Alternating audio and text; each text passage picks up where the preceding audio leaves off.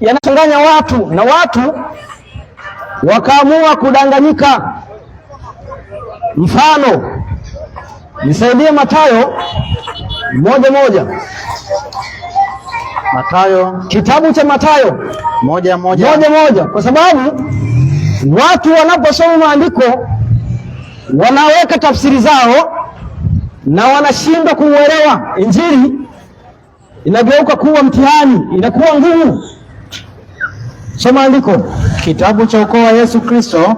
Ati nini? Kitabu cha ukoo wa Yesu Kristo, mwana wa Daudi. Ati nani? Mwana wa Daudi. Kwa hiyo hapo andiko linasema ni mwana wa nani? Mwana wa Daudi. Endelea. Mwana wa Ibrahim. Kwa hiyo ni Yesu mwana wa Daudi. Ndio. Na ni mwana wa Ibrahimu. Si ndio? Kabisa. Kwa hiyo watu wakisikia hapo, wakisoma hapo, wanatafsiri kwamba ni mwana wa nani? Wa Ibrahimu. Na mwana wa nani? Wa Daudi. Si ndio? Na Adamu. Si ndio? Kabisa. Haya. Nisaidie Matendo 2 na mstari wa 22. Kitabu cha Matendo, changamka.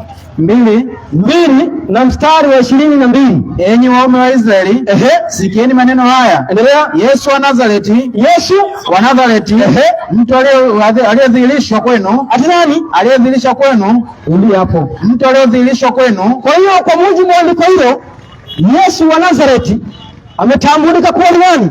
Yesu wa Nazareti. Nini? Mtu. Kwa hiyo watu wanaposoma hapo wanasema Yesu ni mtu. Si ndio? Kabisa. Si ndio? Kabisa. Haya. Wengine wanasema ni nafsi ya pili ya Mungu. Si ndio? Ndio. Wengine wanasema ni mwanadamu. Si ndio? Kabisa. Si ndio? Kabisa. 16:27 Mathayo 16:27 kitabu ni cha Mathayo. Leo tunaangalia Yesu ni nani, inatakiwa muamini vipi, na kwa nini umfuate, madhara ya kuto kumfuata ni yapi? Soma andiko. Kwa sababu mwana wa Adamu. Ati kwa sababu mwana wa Adamu yule anatambulika kuwa ni nani? Mwana wa Adamu. Yule anatambulika kuwa ni nani? Mwana wa Adamu. Yohana 1:1. Kuna wengine wanasema ni mwana wa Adamu, wengine wanasema ni mtu, wengine wanasema ni mwana wa Ibrahimu, wengine wanasema ni mwana wa Daudi. Ingawa wote wanasema si mwana wa Yusufu, wote tunakubaliana hapo si mwana wa Yusufu, wote tunakubaliana. Tutaona. Soma andiko. Hapo mwanzo kulikuwako neno. Ati nini? Hapo mwanzo kulikuwako neno. Endelea. Naye neno alikuwako kwa Mungu. Twende. Naye neno alikuwa Mungu. Kwa hiyo wakisema hapo wanasema ni Mungu. Si ndio? Kabisa. Kwa hiyo baadhi wanasema ni mtu, si ndio?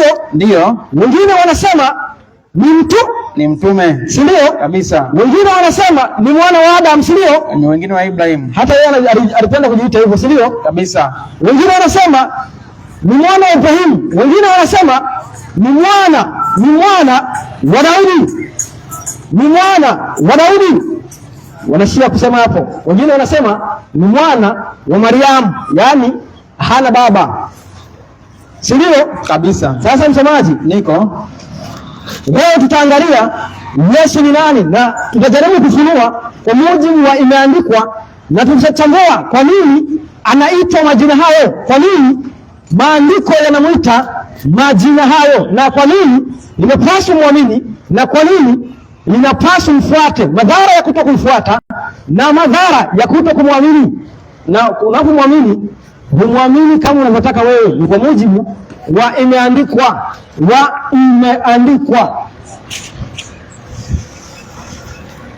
kwa mujibu wa imeandikwa. Sasa msomaji, niko tuanze kwa ombi. Tuanze. Haya, tuombe. Baba wa mbinguni, jina lako litukuzwe. Asante kwa kutupa nguvu ya kuja kunena maneno yako mahali hapa. Na kuomba Baba niongoze.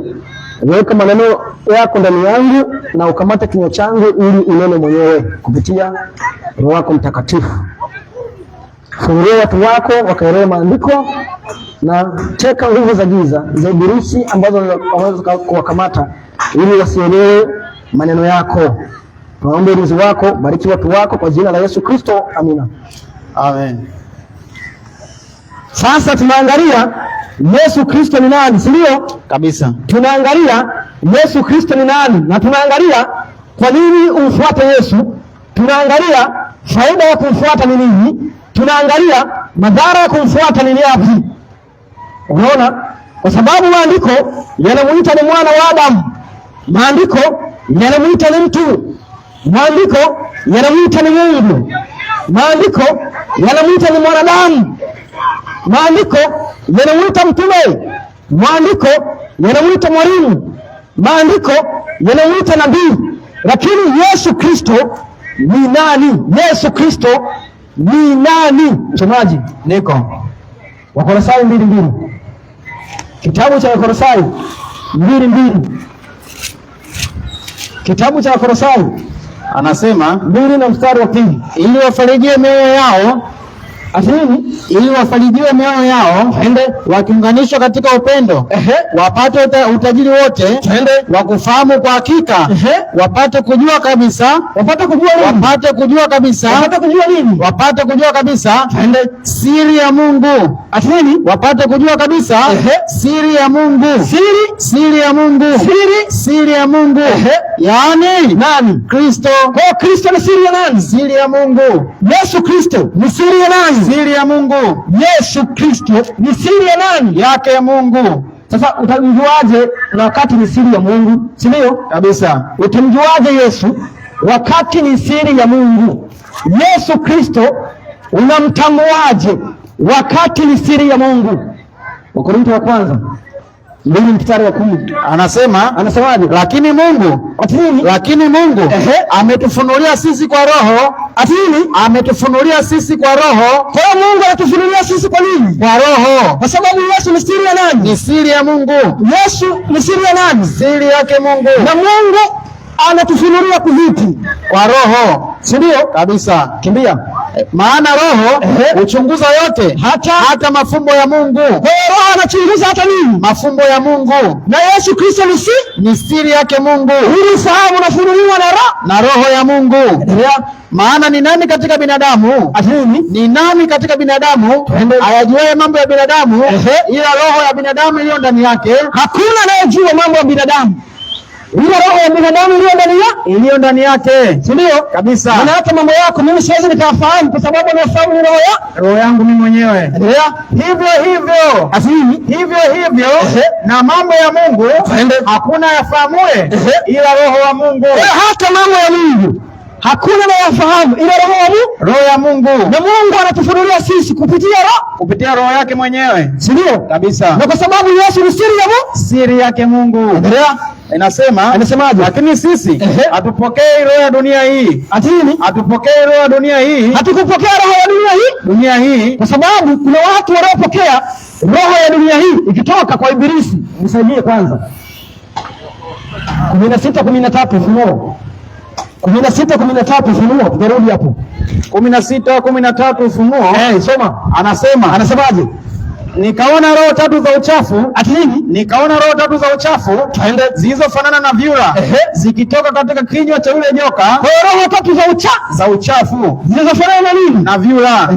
Zikitoka katika kinywa cha yule joka na katika kinywa cha yule mnyama na katika kinywa cha yule nabii wa uongo. Kwa hiyo roho tatu za uchafu na zikitoka kwa nabii wa uongo na zikitoka kwa joka na mnyama zikitoka kwa joka. 12:9 Ufunuo. Tuona joka ni nani?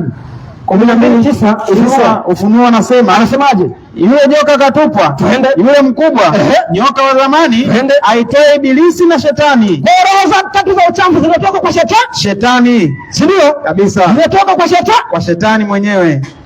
Timotheo wa kwanza 4:1. Kitabu cha Timotheo wa kwanza 4 na mstari wa kwanza. Msomaji, inabidi uchangamke. Timotheo wa kwanza 4. Maana hata sijaanza. 4:1. Soma andiko. Basi Roho anena waziwazi ya kwamba nyakati za mwisho wengine watajitenga na imani. Watajitenga na nini? Watajitenga na imani.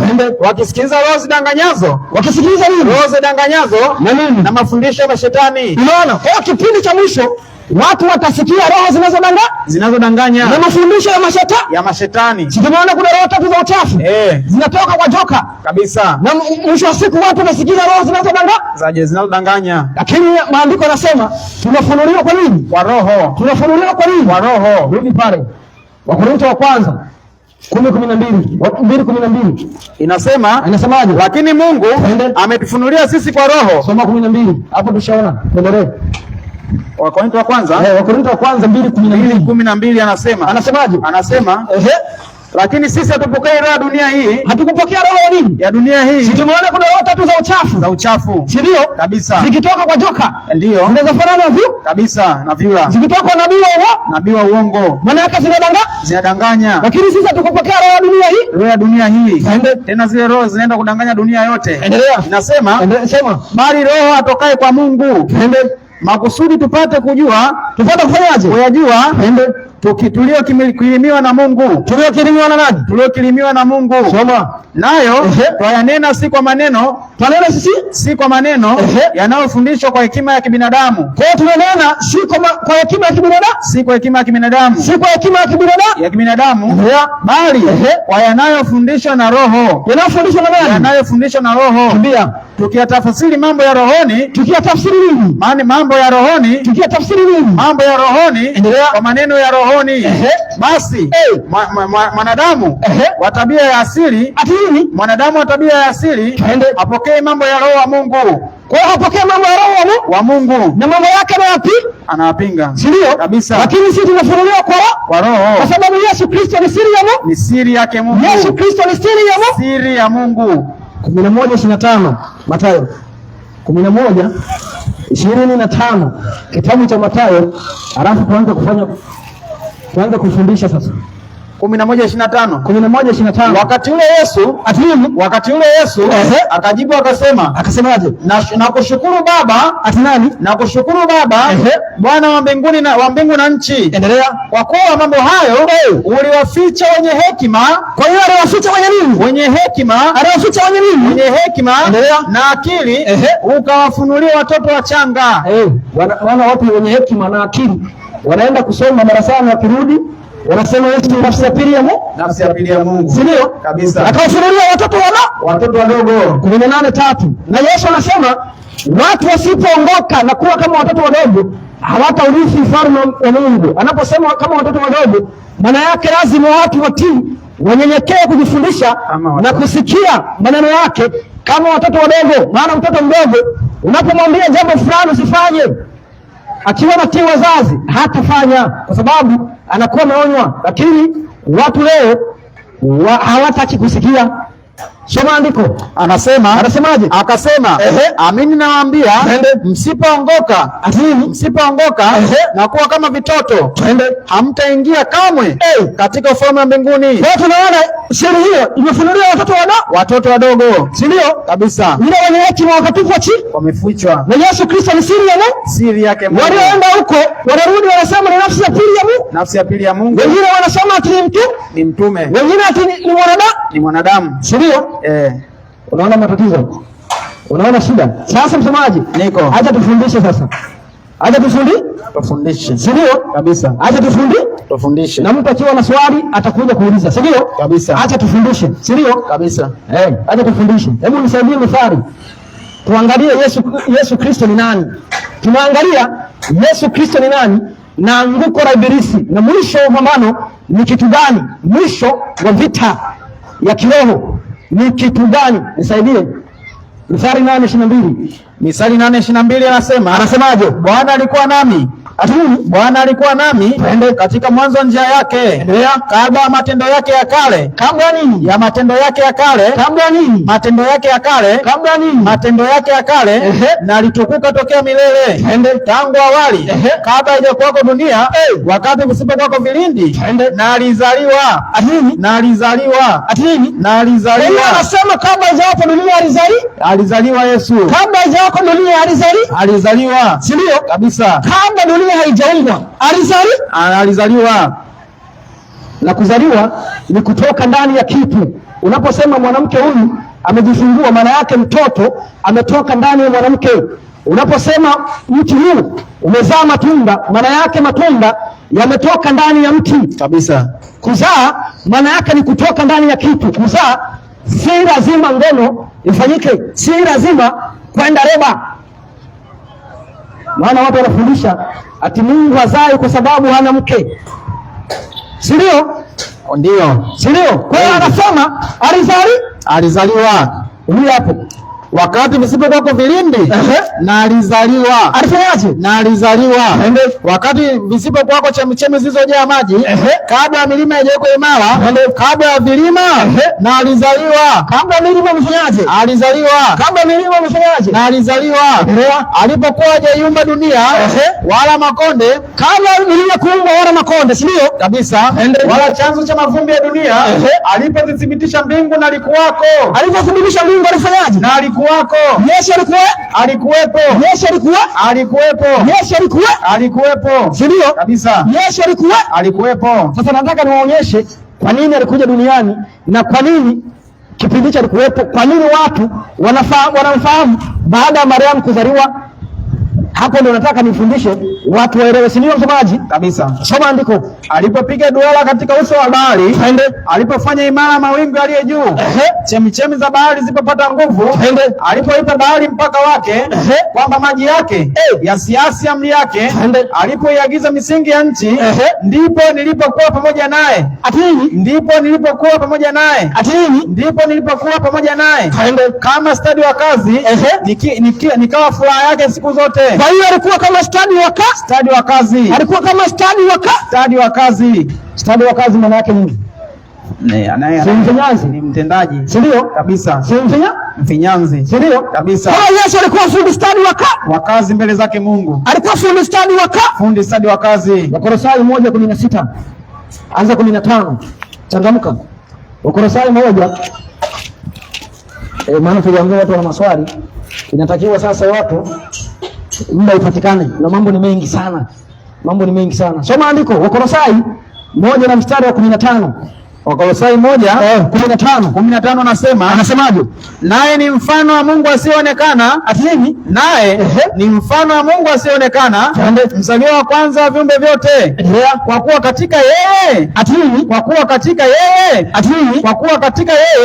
vitu vyote viliumbwa. Kwa hiyo katika yeye vitu vyote viliumbwa. Katika yeye vitu vyote viliumbwa. Katika yeye vitu vyote viliumbwa.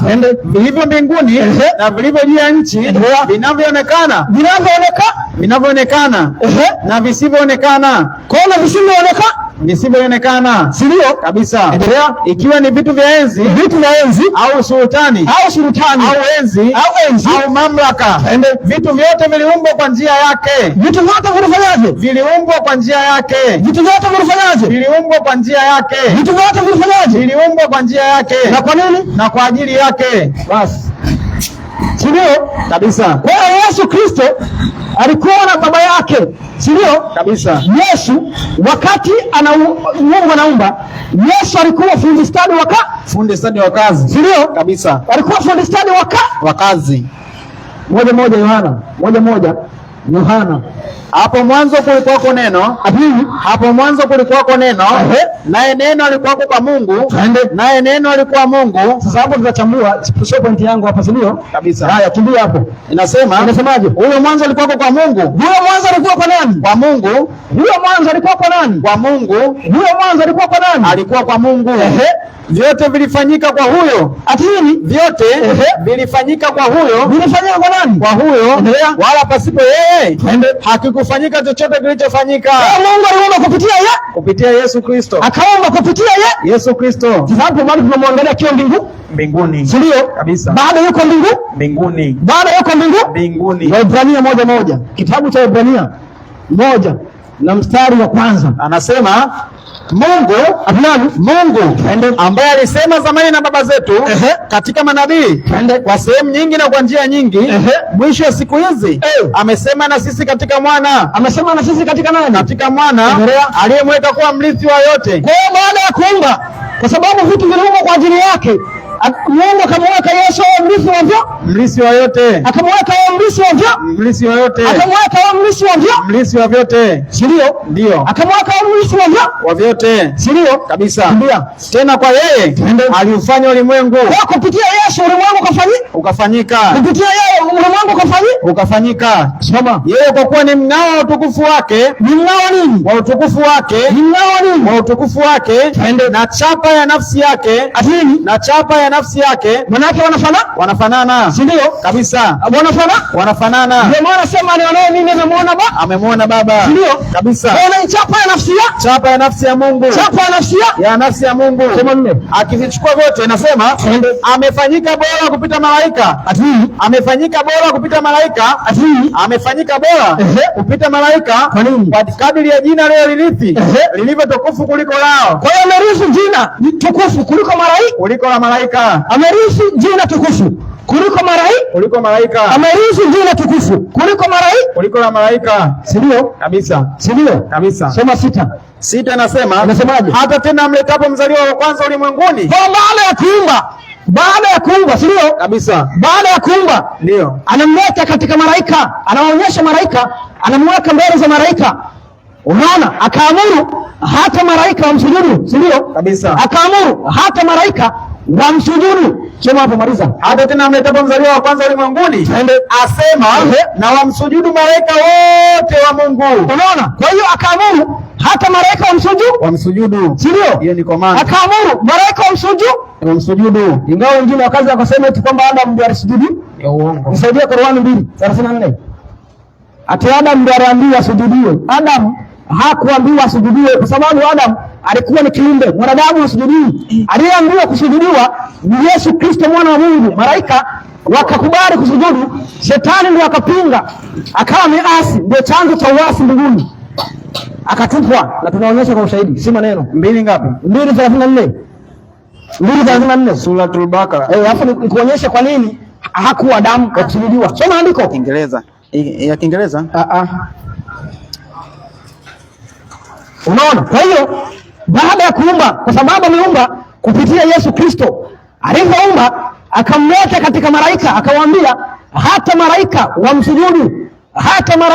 wamsujudu, anasema. Unaona? Lakini watu wakasema ati Adam ndiye aliambiwa amsujudie, si ndio? Ndio. Soma. Na kumbukeni tulipowaambia malaika msujudieni Adam, wakamsujudu wote isipokuwa Ibilisi. Alikataa akajivuna na akawa katika makafiri. Unaona? Kwa hiyo anasema alikuwa ni Adamu, si ndio? Kabisa. Sasa kwa nini haikuwa Adamu, si ndio? Kabisa. Kwa nini haikuwa Adamu? Kwa sababu mwanadamu hasujudiwi. Hebu nisaidie kwanza Matendo 10:25. Kitabu cha Matendo 10:25. Hiyo weka hapo, itatumika. Matendo 10:25. Changamka msomaji. Changamka. Matendo 10 yake ni 25, anasema sije nikashinda kumaliza ujumbe. Petro alipokuwa akiingia, Kornelio akamlaki, akamwangukia miguuni, akamsujudia. Akafanyaje? Akamwangukia miguuni, akamsujudia. Tunaona Kornelio Petro anaenda kumtembelea, si ndio? Petro anaenda kumtembelea, si ndio? Ndio. Lakini Kornelio alipokwenda kumlaki, kwa sababu alijua Petro ni mjumbe wa Mungu, Kornelio akamsujudia. Endelea. Lakini Petro akamuinua akasema, simama, mimi nami ni mwanadamu. Unaona? Kwa hiyo Petro akakataa kwa sababu ni mwanadamu. Akakataa kusujudiwa. Kwa sababu mwanadamu asujudiwi. Si ndio? Kabisa. 19:10. Huyu alikuwa ni mtume Petro, akakataa kusujudiwa. Tunaona hata malaika anakataa kusujudiwa kwa sababu malaika hataki kusujudiwa. Anayesujudiwa ni mwana wa Mungu na Mungu pekee. Soma andiko. Nami nikaanguka mbele ya miguu yake ili nimsujudie. Akaniambia, angalia, usifanye hivi. Usifanye hivi. Mimi nami ni mjoli wako wa ndugu zako. Unaona? Walio na ushuhuda wa Yesu. Msujudie Mungu. Msujudie Mungu.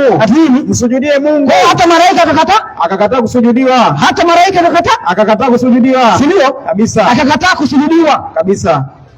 Unaona? Kwa hiyo kiumbe hakusujudiwa, kiumbe hasujudiwi. Sasa rudi roho Ibrania 1:6. Hata tena mletapo mzaliwa wa kwanza ulimwenguni, asema na wamsujudu malaika wote wa Mungu. Unaona? Kwa hiyo baadaye sasa malaika wakaambiwa wasujudu mbele za Yesu. Malaika wakatii. Baada ya kutii, ile Ibilisi akapinga, shetani akapinga. Shetani alipopinga akajaribu kwenda kushawishi malaika kuonyesha ya kwamba mamlaka ya Mungu ni mbaya. Akatamani kuwashirikisha malaika wenzake ili waasi mamlaka ya Mungu. Wakasema Mungu anampendelea Yesu Kristo. Shetani akasema Mungu anampendelea Yesu Kristo. Shetani udhalimu ukaibuka ndani yake, akawashawishi malaika wapinge mamlaka ya Yesu, na ukuu wa Yesu Kristo ambaye Mungu alikuwa amempa. Shetani akapinga, akashawishi malaika ili nao waasi, lakini kulikuwa na malaika watiifu ambao walikuwa ni waaminifu. Wakajaribu kumshawishi Ibilisi na kumwambia mambo anayofanya ni kinyume. Wakamshawishi na kumwambia mambo anayofanya si haki, maana Yesu Kristo alikuwa akitawala kwa haki. Lakini Shetani akajaribu kushawishi, akajaribu kuwapotosha, kwa sababu alijitumainia kwamba ana nguvu, alijitumainia kwamba ana uweza, na baadhi ya malaika wakadanganyika ati kwamba wana nguvu, wakiungana na Shetani kupindua mamlaka ya Yesu Kristo. Kwa sababu Shetani namna alivyoumbwa alijikuta yeye ana nguvu, alijikuta yeye ana uwezo, lakini akasahau ya kwamba Yesu Kristo alishiriki katika kumfinyanga ili akaleta uasi ili ampindue. Nisaidie Ezekieli 28:14. Ezekieli, kitabu cha Ezekieli 28 mstari wa 14. Kwa hiyo Yesu Kristo, Shetani katika ufalme wa mbinguni alikuwa ni watatu. Alikuwa anaanza Mungu Baba, baadaye alikuwa akifuata Yesu Kristo, baadaye anafuata Shetani ambaye alikuwa ni Luciferi, kiongozi wa malaika. Manake Yesu Kristo alikuwa anatawala wote, ikiwemo hata Shetani. Lakini Shetani kwa sababu alikuwa ameumbwa kwa ustadi wa hali ya juu, Ibilisi akataka apindue mamlaka ya Yesu Kristo ili yeye sasa awe na nguvu kuliko Yesu, awe na mamlaka ya juu kuliko Yesu. Akasahau ya kwamba Yesu Kristo hakuumbwa bali alizaliwa na Mungu. Shetani alikuwa ni kiumbe. Soma andiko. Anasemaje? Wewe ulikuwa kerubi. Ati nini? Wewe ulikuwa kerubi. Yeye Shetani alikuwa kerubi. Ndio kabisa. Endelea. Mwenye kutia mafuta afunikae. Alikuwa ametiwa nini? Ametiwa mafuta. Na afunikae. Endelea. Nami nalikuweka utakao juu ya mlima mtakatifu wa Mungu. Alimweka wapi?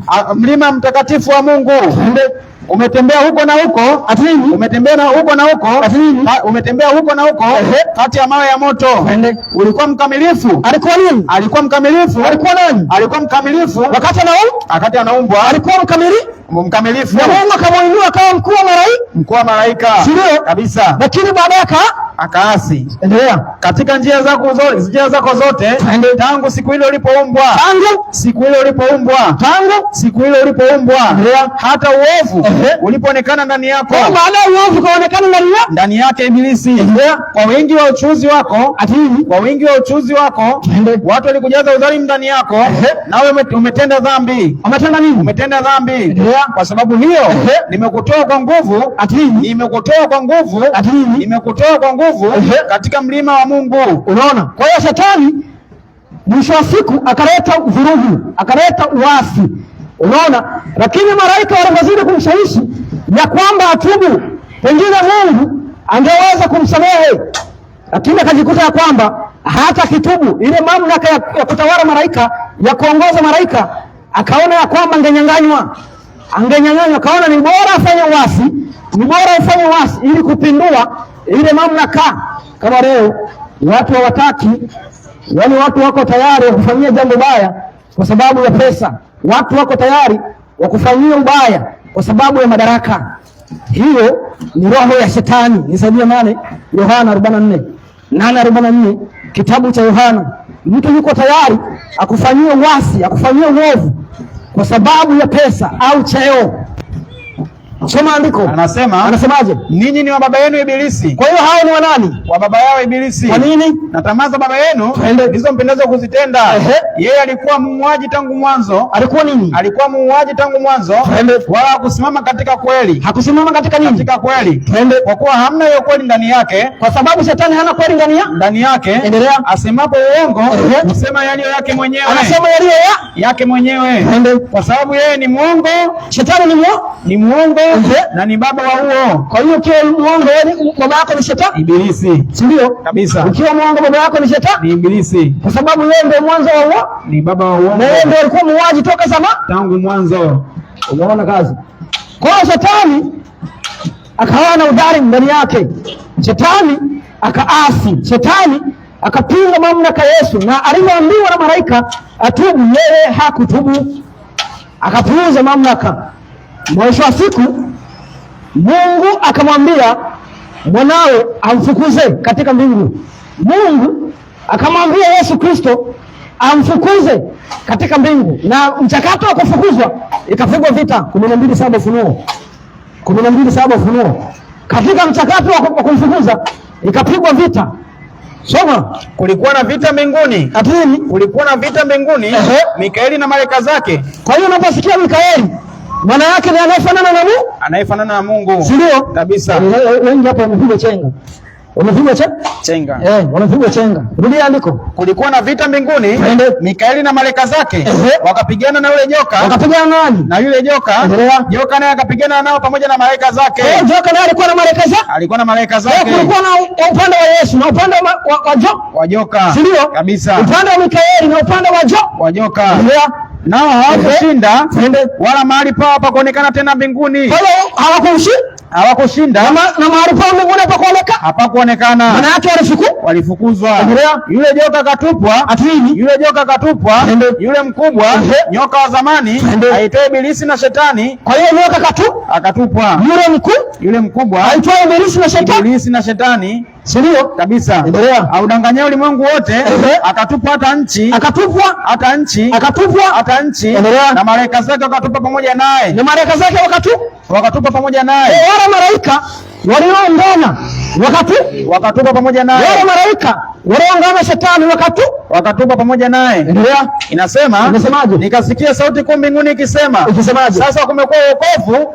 Kumekuwa wokovu na nguvu na ufalme wa Mungu wetu. Unaona? Kumekuwa na wokovu na nguvu na ufalme wa Mungu wetu na mamlaka ya Kristo wake. Na mamlaka ya Kristo wake. Kwa sababu mamlaka ya Yesu Kristo ilikuwa inapiganiwa. Walikuwa wanaipigania hiyo.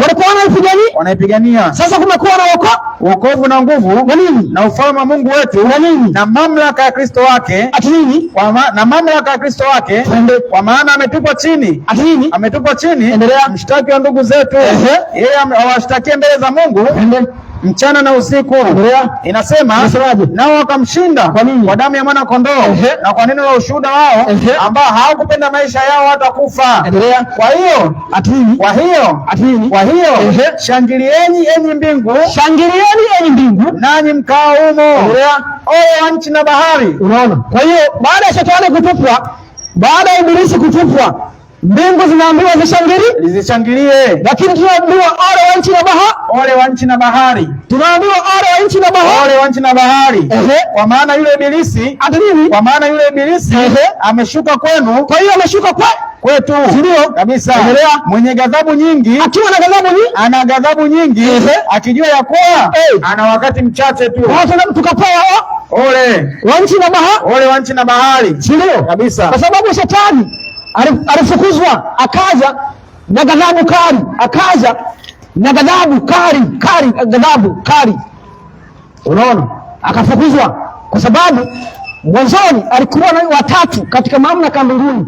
Alikuwa ni kiongozi wa malaika wakiwa chini ya Yesu Kristo. Baada ya kuasi mamlaka ya Yesu akafukuzwa. Baada ya kufukuzwa tunaona anashuka, anatupwa. Baada ya kutupwa wanapewa wanadamu ole.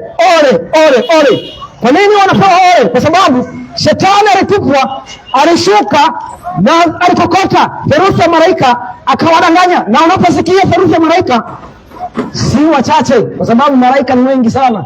Hapo tunaanza kukaa wakawepata zaidi ya milioni wanarinda tu jini litakalo katiza.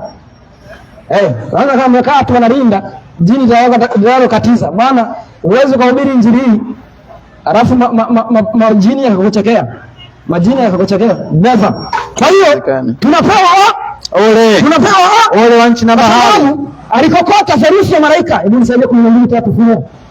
12:3 kitabu cha Ufunuo. Ikaonekana ishara nyingine mbinguni. Tazama joka kubwa jekundu. Sikimwona joka ni shetani. Joka ni shetani. Shetani mkubwa mwekundu alikuwa na vichwa 7 na pembe 10 na juu ya vichwa vyake vilemba 7 na mkia wake wakokota theluthi ya nyota za mbinguni. Unaona? Kwa hiyo mkia wa joka ukakokota theluthi ya nyota za mbinguni. Nyota ni malaika wa mbinguni. Unaona? Kwa hiyo ukakokota. Ndio maana tunaambiwa ole wa nchi na bahari. Ndio maana tunaambiwa ole wa nchi na bahari. Sasa ole 18:7 Mathayo anasema tuone kwanza ole. Unaposikia ole ni mambo gani? Ole ni kitu gani? Anasema ole ni wa ulimwengu. Ole ni wa ulimwengu. Kwa nini? Kwa sababu ya mambo ya kukosesha. Unaona? Kwa hiyo malaika wanatuambia ole wa nchi na bahari. Ole wa nchi na bahari, kwa sababu ole inahusu mambo ya kukosesha. Inahusu mambo ya kukosesha. Kwa shetani alipofukuzwa, shetani baada ya kutupwa akashuka. Shetani baada ya kufukuzwa akashuka mbingu, theluthi ya malaika walipungua. Ndio mpango wa Mungu kumuumba mwanadamu ukaanza. Mungu akaona amuumbe mwanadamu, baadaye aje aongezeke ili lengo aweze kujazia hapo hao malaika waliokuwa wameasi na kutupwa. Mwanadamu ameumbwa ili akamfidie kile kiwango cha pale, lakini katika kumuumba ilipaswa mwanadamu apimwe kama atakuwa na utiifu, asije kasi kama Ibilisi. Kwa hiyo malaika, shetani alitupwa. Mungu akasema aumbe ili lengo wao ni mbadala wale malaika walioasi. 1:26 Mwanzo 1:26 kitabu ni cha Mwanzo. Anasemaje? Mungu akasema na tumfanye mtu kwa mfano wetu na kwa sura yetu. Unaona? Kwa hiyo Mungu akasema tumfanye mtu kwa sura yetu na mfano wetu na sura yetu. Si ndio? Kabisa. Kwa baada ya kutupwa shetani na malaika kupungua, Mungu anamwambia Yesu Kristo tumfanye mtu kwa sura yetu na kwa mfano wetu. Wengine wakaongeza Mungu hapo mbele. Si ndio? Kabisa. Wengine wakaongeza watatu. Mungu Roho hana sura ya Yesu wala hana mfano wa Yesu. Si ndio? Na hajawahi kuongea. Si ndio? Kabisa. Tuweze kwanza sawa. Wakolosai 1:15. Wakolosai 1:15. Wakolosai 1:15 inasemaje? Naye ni mfano wa Mungu asionekana. Unaona? Kwa Yesu ni mfano wa nani? Wa Mungu asionekana. Tumeona ni chapa nafsi yake. Unaona? Kwa hiyo Mungu, Yesu ana mfano wa Mungu asionekana. Si ndio? Kabisa. Kwa shetani akatupwa, si ndio? Kabisa. Baada ya shetani kutupwa, Mungu akaplani amuumbe mwanadamu. Akasema tumfanye mtu kwa mfano wetu, ataware. Si ndio? Kabisa. Akasema mfanye mtu kwa mfano wetu. Unaona? Kwa hiyo Mungu, nisaidie 2:7 hapo. 2:7. Wakolosai. Mwanzo. 2:7 Mwanzo. 2:7 Anasemaje? Bwana Mungu akamfanya mtu kwa mavumbi ya ardhi. Ati nini? Bwana Mungu akamfanya mtu kwa mavumbi ya ardhi, akampulizia puani pumzi ya uhai, mtu akawa nafsi hai. Kwa Mungu baada ya kusema tumfanye mtu kwa mfano wetu, si ndio? Ndio. Na kwa sura yetu akamuumba mwanadamu. Si ndio? Kabisa. Akamuumba mwanadamu. Lakini shetani aliazimia kumwangusha mwanadamu. Shetani akaazimia kumwangusha mwanadamu. Si ndio? Kabisa. Shetani akaazimia kumwangusha mwanadamu. Shetani aliazimia kumwangusha mwanadamu kwa sababu alisema atakiinua kiti chake na atampinga Mungu. Nisaidie Isaya 14:13. Anasema 13, nawe ulisema moyoni mwako, nitapanda mpaka mbinguni. Nawe ulisema moyoni mwako, nitapanda mpaka mbinguni, nitakiinua kiti changu juu kuliko nyota za Mungu. Atainua kiti chake juu kuliko nyota za Mungu. Na nyota si malaika? Nyota ni malaika. Atakiinua kiti chake kuliko nyota za Mungu? Kuliko nyota za Mungu. Atakiinua kiti chake kuliko nyota za Mungu? Nyota za Mungu. Nami nitaketi juu ya mlima wa mkutano katika pande za mwisho za kaskazini. Nitapaa kupita vima vya mawingu. Nitafanana na yeye aliye juu. Nitafanana na yeye aliye juu. Shetani akasema atafanana na aliye juu? Aliye juu. Na tumeona Yesu si ndio mfano wa Mungu? Yesu ni mfano wa Mungu. Shetani naye akasema atafanana na Mungu? Na Mungu. Unaona kazi? Unajua kama mwabudu shetani, unajua ni Mungu? Unajua ni Mungu. Unaweza kama mwabudu ibilisi, unajua ni Mungu? Kwa sababu amesema anataka kufanana naye. Kwa sababu alisema atakiinua kiti chake juu. Na atafanana na aliye juu. Atafanana na aliye juu. Si ndio? Chunga. Si ndio? Kabisa. Kwa hiyo chunga sana. Unaweza kuwa unaabudu, kumbe unamwabudu shetani. Kwa hiyo Mungu akajua mpango wa ibilisi. Mungu akajua mpango wa shetani, na Mungu alizidi kutuma malaika kwenda kuwaonya Adamu na Hawa. Akatuma malaika kwenda kuwaonya Adamu na Hawa kuhusu mpango wa ibilisi. Malaika wakazidi kuwaonya Adamu na Hawa ya kwamba Mungu amewaambia wasiasi. Wasiasi vipi? Nisaidie 2 Mwanzo 16. Mwanzo 2:16 anasemaje? Bwana Mungu akamwagiza huyo mtu akisema, matunda ya kila mti wa bustani waweza kula, walakini matunda ya mti wa ujuzi wa wema na mabaya usile, kwa maana siku utakapokula matunda ya mti huo utafanyaje? Utakufa hakika. Kwa hiyo Mungu akamwambia matunda yote waweza kula. Si ndio? Lakini wakila matunda ya mti wa ujuzi wa wema na mabaya watakufa hakika. Si ndio? Kabisa. Akawaambia wakila mti huo, matunda ya mti huo watakufa hakika. Si ndio? Kabisa.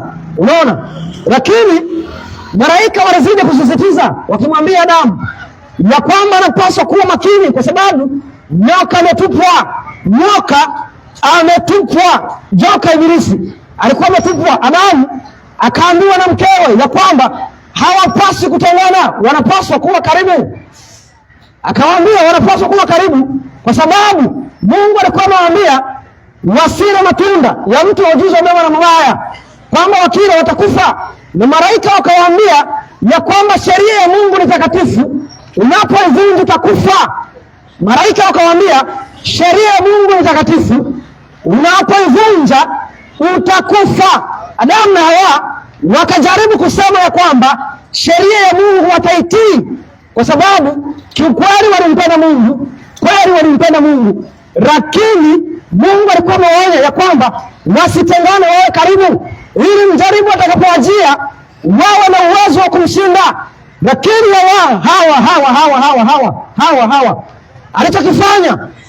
hawa alichokifanya akamwacha Adamu akawa anatembea. Baada ya kutembea akamwona nyoka akikaa juu ya huyo mti wa matunda ya mti wa ujuzi wa mema na mabaya.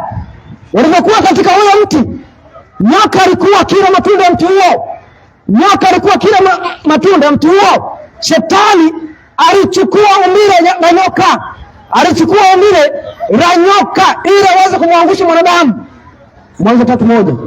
Kitabu cha Mwanzo 3:1 inasema, soma. Basi nyoka alikuwa mwerevu kuliko wanyama wote wa mwituni aliowafanya Bwana Mungu.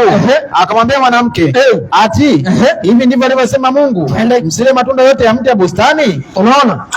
Endelea. Mwanamke akamwambia nyoka, matunda ya mti ya bustanini waweza kula, lakini matunda ya mti ule katikati ya bustani Mungu amesema msiale. Mungu amesema msiale wala msiaguse, msije mkafa. Nyoka akamwambia mwanamke,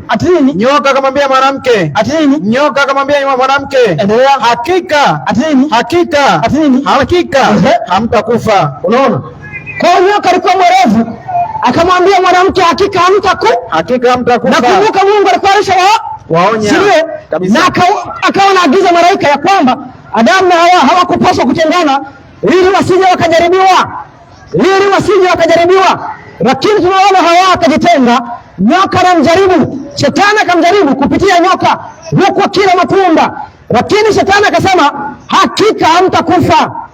Endelea na andiko. Inasemaje? Kwa maana Mungu anajua kwamba siku mtakayokula matunda ya mti huo mtafumbuliwa macho. Ati nini? Mtafumbuliwa macho nanyi mtakuwa kama Mungu. Mtakuwa kama nani? Kama Mungu. Mtakuwa kama nani? Kama Mungu. Mkijua mema na mabaya.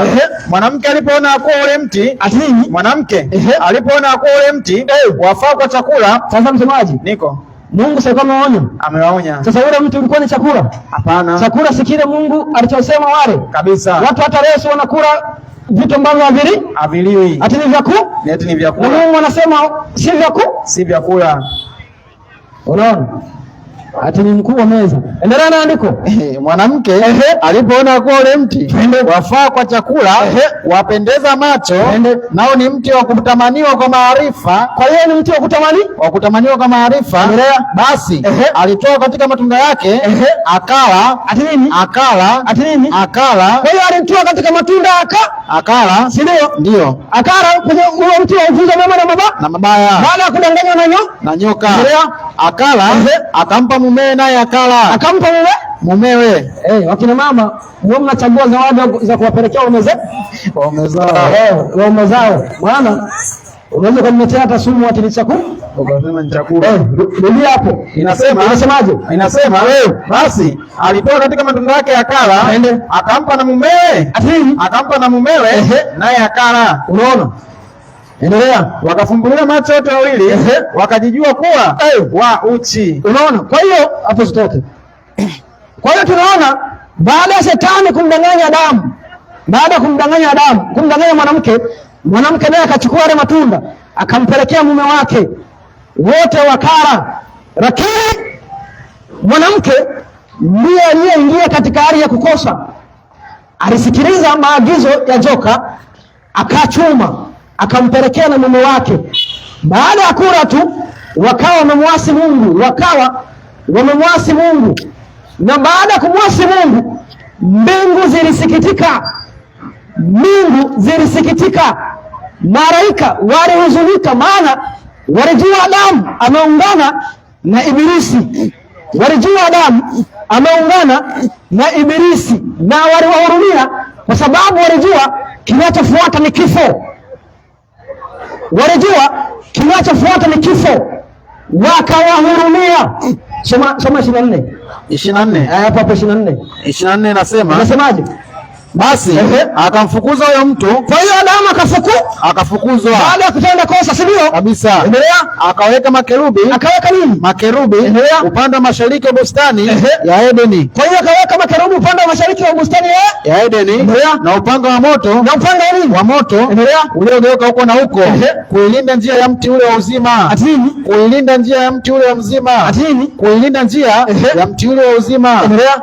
Imeisha. Kwa hiyo akaweka makerubi walinde mti wa uzima. Kwa sababu kama wangekula mti wa uzima, maana yake wasingekufa. Maana yake dhambi ingeendelea kudumu kwa watu ambao wangeishi milele, watu wenye dhambi. Kabisa. Na wenye dhambi hawapaswi kuwa mti wa uzima mpaka watu. Maana mti wa uzima hata mbinguni upo. Watakula, watakaofanikiwa kwenda huko. Utakuta huko. 2:7 Ufunuo 2:7 Ufunuo. Anasemaje? Yeye aliye na sikio na asikie neno hili ambalo Roho anaambia makanisa. Yeye ashindaye nitampa kula matunda ya mti wa uzima. Unaona? Kwa hiyo hata mbinguni upo. Si ndio? Kabisa. Hata mbinguni upo. 22:1 Ufunuo. 22:1 Ufunuo. Hapo nachepuka tu. 22:1 Ufunuo anasemaje? Kisha akanionyesha mto wa maji ya uzima wenye kung'aa kama bilauri ukitoka katika kiti cha enzi cha Mungu na cha mwana kondoo. Katika njia kuu yake upande huu na upande huu wa ule mto ulikuwapo mti wa uzima. Ati nini? Ulikuwapo mti wa uzima. Hapo mbinguni kuna mti wa uzima ambao watakaokolewa watakula matunda ya mti huo. Wasife daima. Lakini shetani akamdanganya Adamu. Si ndio? Kabisa. Mwisho wa siku wakafukuzwa. Si ndio? Kabisa. Sasa mpango wa Ibilisi wa kumdanganya Adamu ilikuwa ni kwamba Mungu kama atamsamehe Adamu, basi hata Ibilisi naye atasamehewa. Kabisa. Na kama Mungu atamsamehe Adamu, basi Ibilisi ataungana na Adamu ili kuendeleza ushetani wao. Ndio ilikuwa mpango wa Ibilisi. Kwa hiyo Mungu kama Mungu akamfukuza Adamu katika bustani ya Edeni, akafukuza, na mbingu kama mbingu zikamhurumia Adamu na mkewe. Yesu Kristo akawahurumia, malaika wakamwombolezea, kwa sababu walijua kinachofuata ni kifo. Walijua kinachofuata ni kifo. Kwa nini walijua kinachofuata ni kifo? Habari njema ipo, anda hapo. Kwa nini walijua kinachofuata baada ya kuasi ni kifo? Kwa nini walijua kinachofuata baada ya kuasi ni kifo? Nisaidie kwanza Warumi 6. Akipo? Warumi 6. Kipo kile kidogo. Warumi 6:23. 6:23 Warumi anasema. Anasemaje? Anasema kwa maana mshahara wa dhambi ni mauti. Kwa maana mshahara wa dhambi ni mauti. Wewe ukitenda dhambi ni kifo. Si ndio? Ndio. Ukitenda dhambi ni kifo. Na dhambi ni kuvunja sheria ya Mungu. Si ndio? Kabisa. Dhambi ni kuvunja sheria ya Mungu. Ukitenda dhambi utakufa. Kwa Adamu, kama Adamu akajua atakufa. Si ndio? Kabisa. Akajua atakufa. Hata malaika wakaomboleza, wakamlilia, wakijua kwamba atakufa. Si ndio? Kabisa. Unaona sasa? Unaona hapo tulishatoka. Unaona, kwa hiyo akajua atakufa. Malaika wakajua atakufa. Malaika wakatamani waweze kuokoa, lakini hawakuwa na nguvu hiyo ya kuokoa. Hawakuwa na uwezo huo wa kuokoa, kwa sababu hakuna mwanadamu anayeweza kumuokoa mwanadamu. Malaika wakawaombolezea, ndipo Yesu Kristo akajitokeza kati yao, akawaambia ya kwamba yuko tayari kujitoa kwa ajili ya kukomboa, kwa sababu sheria ya Mungu haisamehi. Sheria ya Mungu haisamehi. Ukivunja unapaswa ufe. Sheria ya Mungu haisamehi. Mungu alishaweka sheria ya kwamba ukitenda dhambi utakufa, na sheria ya Mungu haisamehi. Kwa baada ya mwanadamu kutenda dhambi akafukuzwa, na ilitakiwa afe. Malaika wakaomboleza.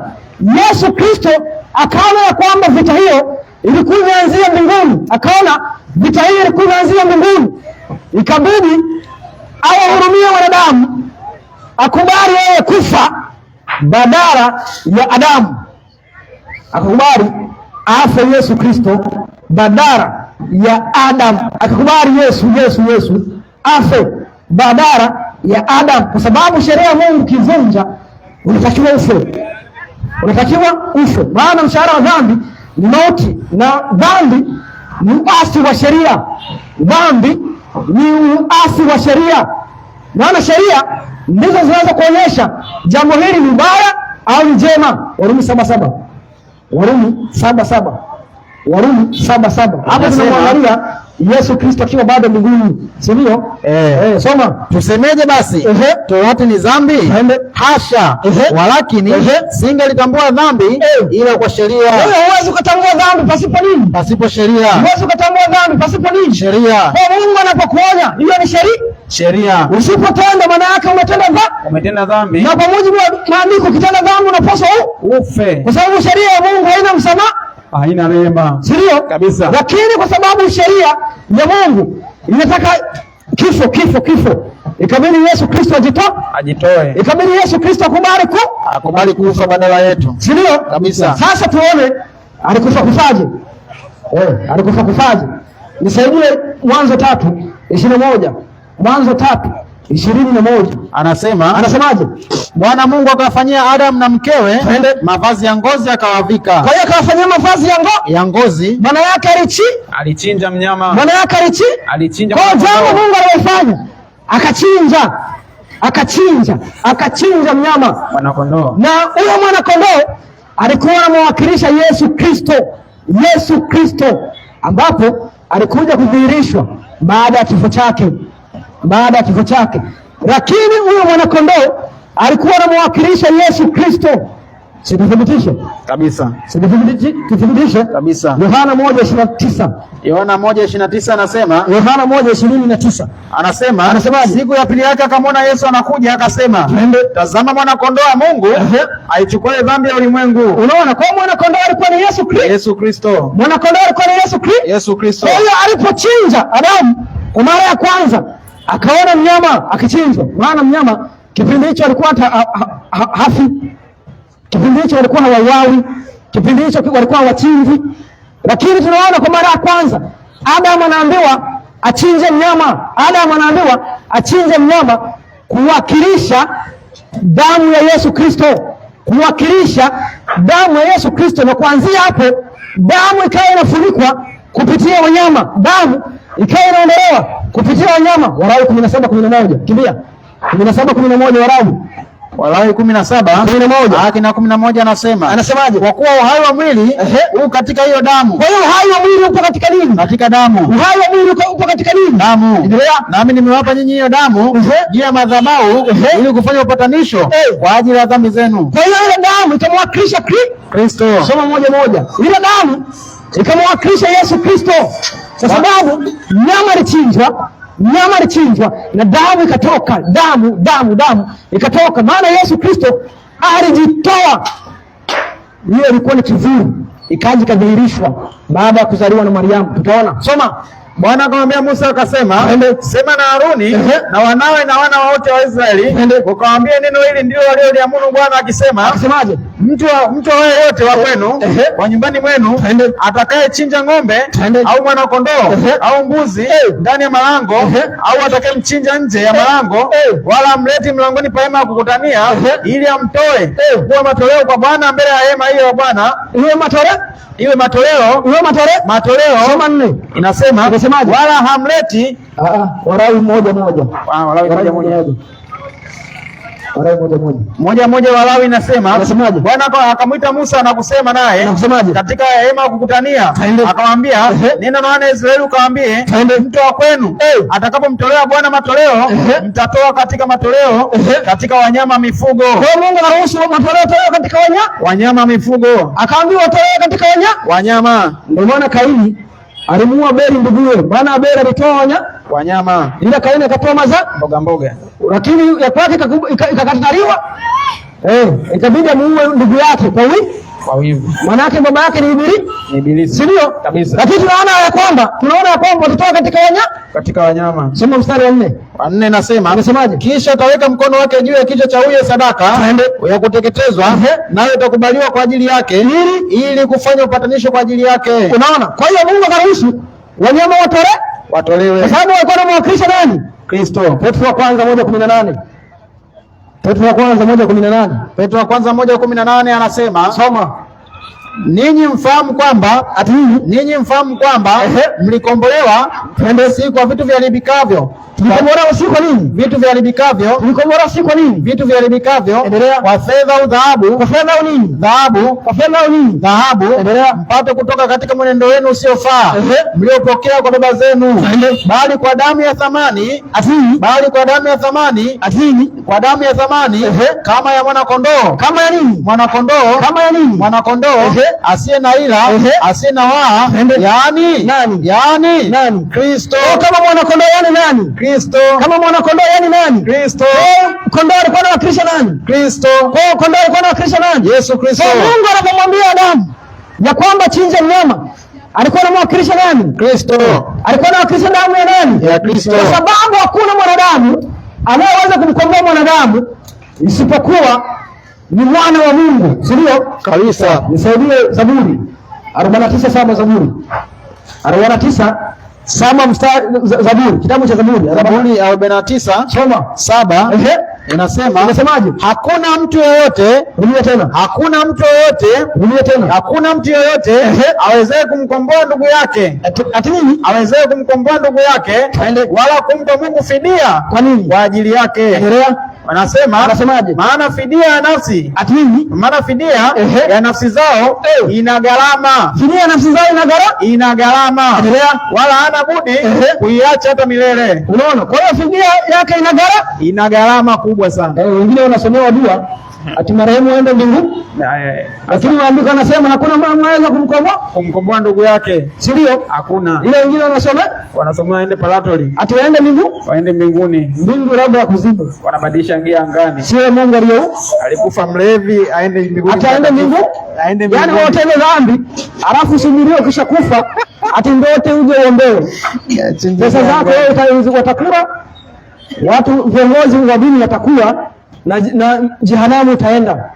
Maana baada ya kifo ni hukumu, baada ya kifo ni hukumu. Umetenda mambo mema, basi wakati wa mwisho utafufuliwa uende mbinguni. Ukitenda uovu utafufuliwa uende jehanamu. Hakuna dua wala misa itakayoweza kukuokoa wewe baada ya kutenda uovu na kushindwa kutubu. Mungu anaita watu wote watubu. Ukisha kufa, ukifa hakuna toba. Hakuna toba. Maana yake mambo yamefungwa. Kwa hiyo wajanja wanakula pesa, acha waendelee kula pesa, maana wajinga ndio wali wao. Inarudia kusema, anasemaje? Hakuna mtu awezaye kumkomboa ndugu yake wala kumpa Mungu fidia kwa ajili yake. Unaona? Maana fidia ya nafsi zao, fidia ya nafsi zao ina gharama. Kwa hiyo fidia ya nafsi zao ina nini? Ina gharama. Fidia ya nafsi zao ina nini? Ina gharama. Wala hana budi kuiacha hata milele. Unaona? Kwa hiyo maana yake sasa ikabidi Yesu Kristo akubali kufa, ikabidi akubali vitoe, kwa sababu ni mwana wa Mungu. Hata malaika walitamani vitoe wao, lakini damu ya malaika, kiufupi, hakuna damu ambayo ingeweza kukomoa isipokuwa Yesu Kristo. Hakuna kafara ambayo imempendeza Mungu unapovunja amri yake isipokuwa Yesu. Mpaka leo dhambi inaondolewa kwa damu, kwa sababu damu ndio inaondoa dhambi. Ile damu ya sasa hivi ni damu ya Yesu. Unapotenda dhambi unamwendea Yesu, unatakaswa kupitia damu yake. Hakuna ondoleo la dhambi pasipo damu. Ila waganga na wachawi ambao hawamwamini Yesu Kristo ndio wamebaki wanachinja, kwa sababu hawaamini damu ya Yesu. Waganga na wachawi na majini ndio wao wanataka damu ya wanyama, damu ya watu, kwa sababu hayana yalichokitoa. Ila Yesu Kristo, kwa sababu alikufa, Yesu alikubali kufa ili afanyeje? Ili atukomoe. Sasa si ndio? Ndio. Tupige hatua kabisa. Tupige hatua. Maana tunafundisha Yesu ni nani? Si ndio? Kabisa. Lakini tumeona ya kwamba Yesu Kristo amezaliwa na Mungu. Tukaona ya kwamba Mungu anaumba kupitia yeye. Tukaona ya kwamba anapoumba kupitia yeye, Shetani akaasi, akafukuzwa kutoka mbinguni.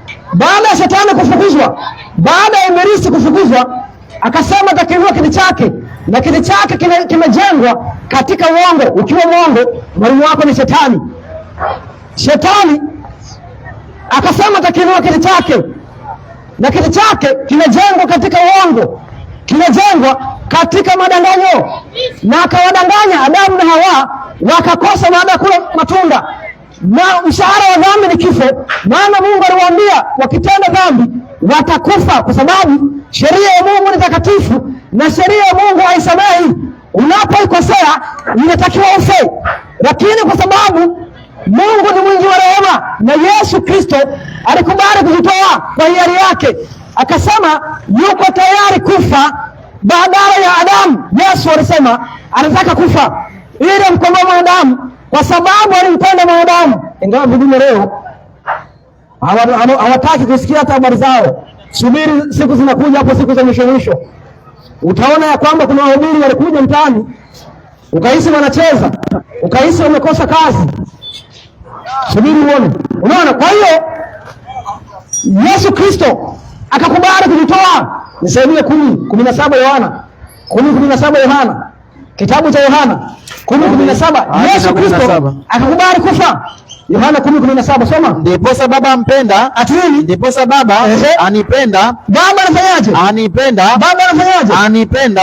Kwa sababu nautoa uhai wangu. Kwa sababu nini? Nautoa uhai wangu ili niutoe tena. Kwa hiyo Yesu Kristo akakubali na utoa uhai wake. Autoe uhai wake ili utoe tena.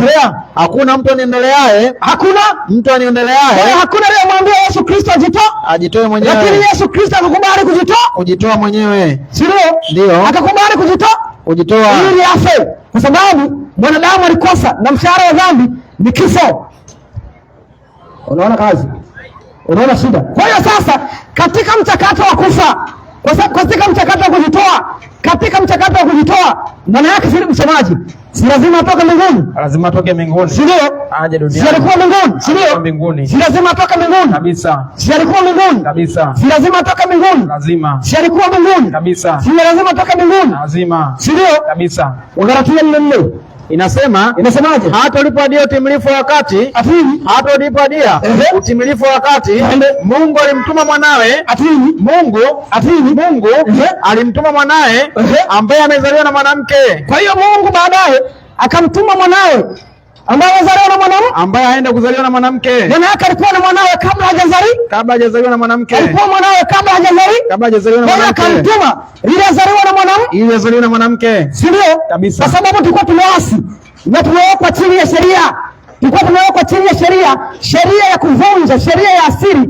Baba zetu walivunja, Adamu na mkewe waliacha kutii. Maana yake tulipaswa tufe. Adamu alipaswa kufa, na Adamu anapokufa maana yake ni uzao wake wote umefutwa. Kwa hiyo sasa inabidi Yesu Kristo azaliwe na mwanamke ili aje ifie hiyo dhambi ife, kwa sababu tumeona kwamba Adamu alichinja mnyama, na ile kuchinja ilikuwa ni uwakilisho wa Yesu Kristo. Sasa Yesu anakuja kudhihirisha kivuli ambacho kilichokuwa kimenenwa. Maandiko yalikuwa meneno, si ndio? Kabisa. Kwa hiyo ikabidi azaliwe na mwanamke. Na kuzaliwa na mwanamke ni kufanyika mwili. Rudi Yohana 1:14. 1:14 Yohana anasemaje? Naye neno alifanyika mwili.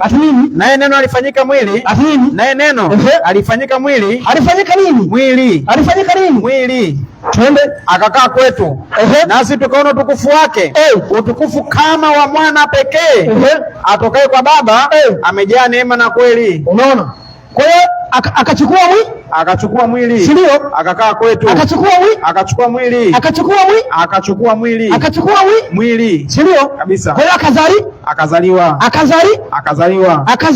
akazaliwa. Unaona kazi? Lakini watu wanamtambua Yesu baada ya kuzaliwa. Si ndio? Wanamtambua Yesu baada ya kuzaliwa. Mariam. Atamezaliwa na Mariam. Tutaona hapo. Tutaona. Sasa, si ndio? Ndio. Hebu nisaidie Wafilipi 2:5. Kitabu cha Wafilipi 2:5.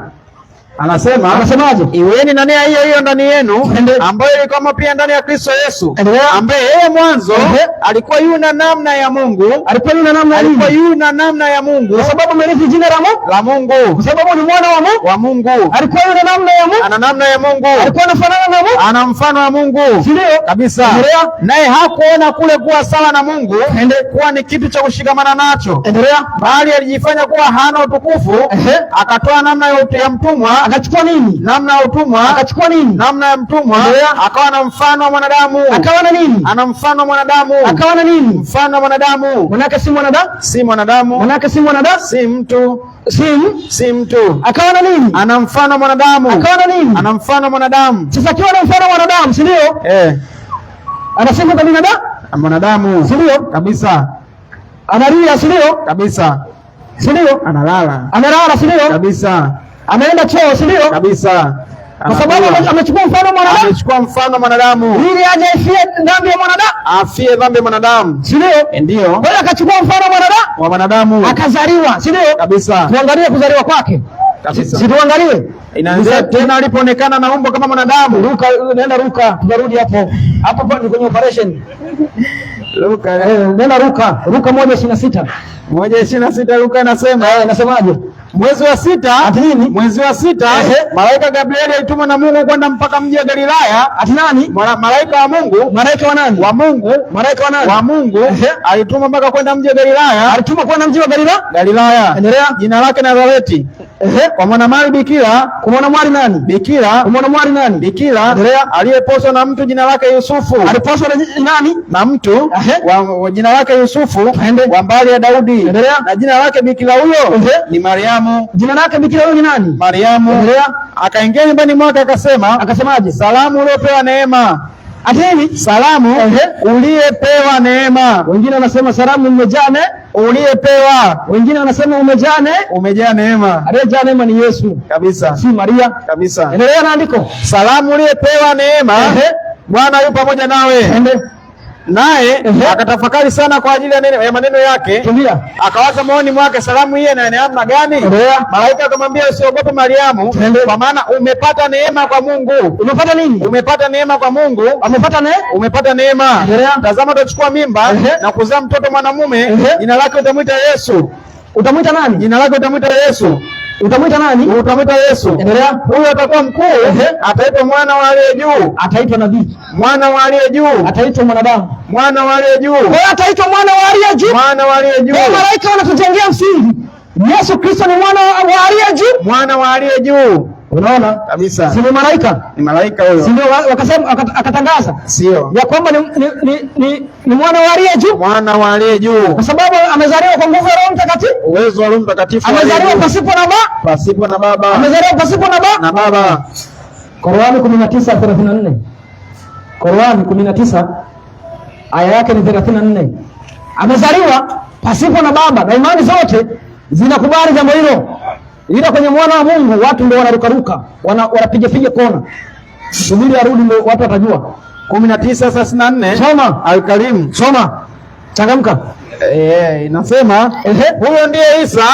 Huyo ndiye Isa mwana wa Mariamu.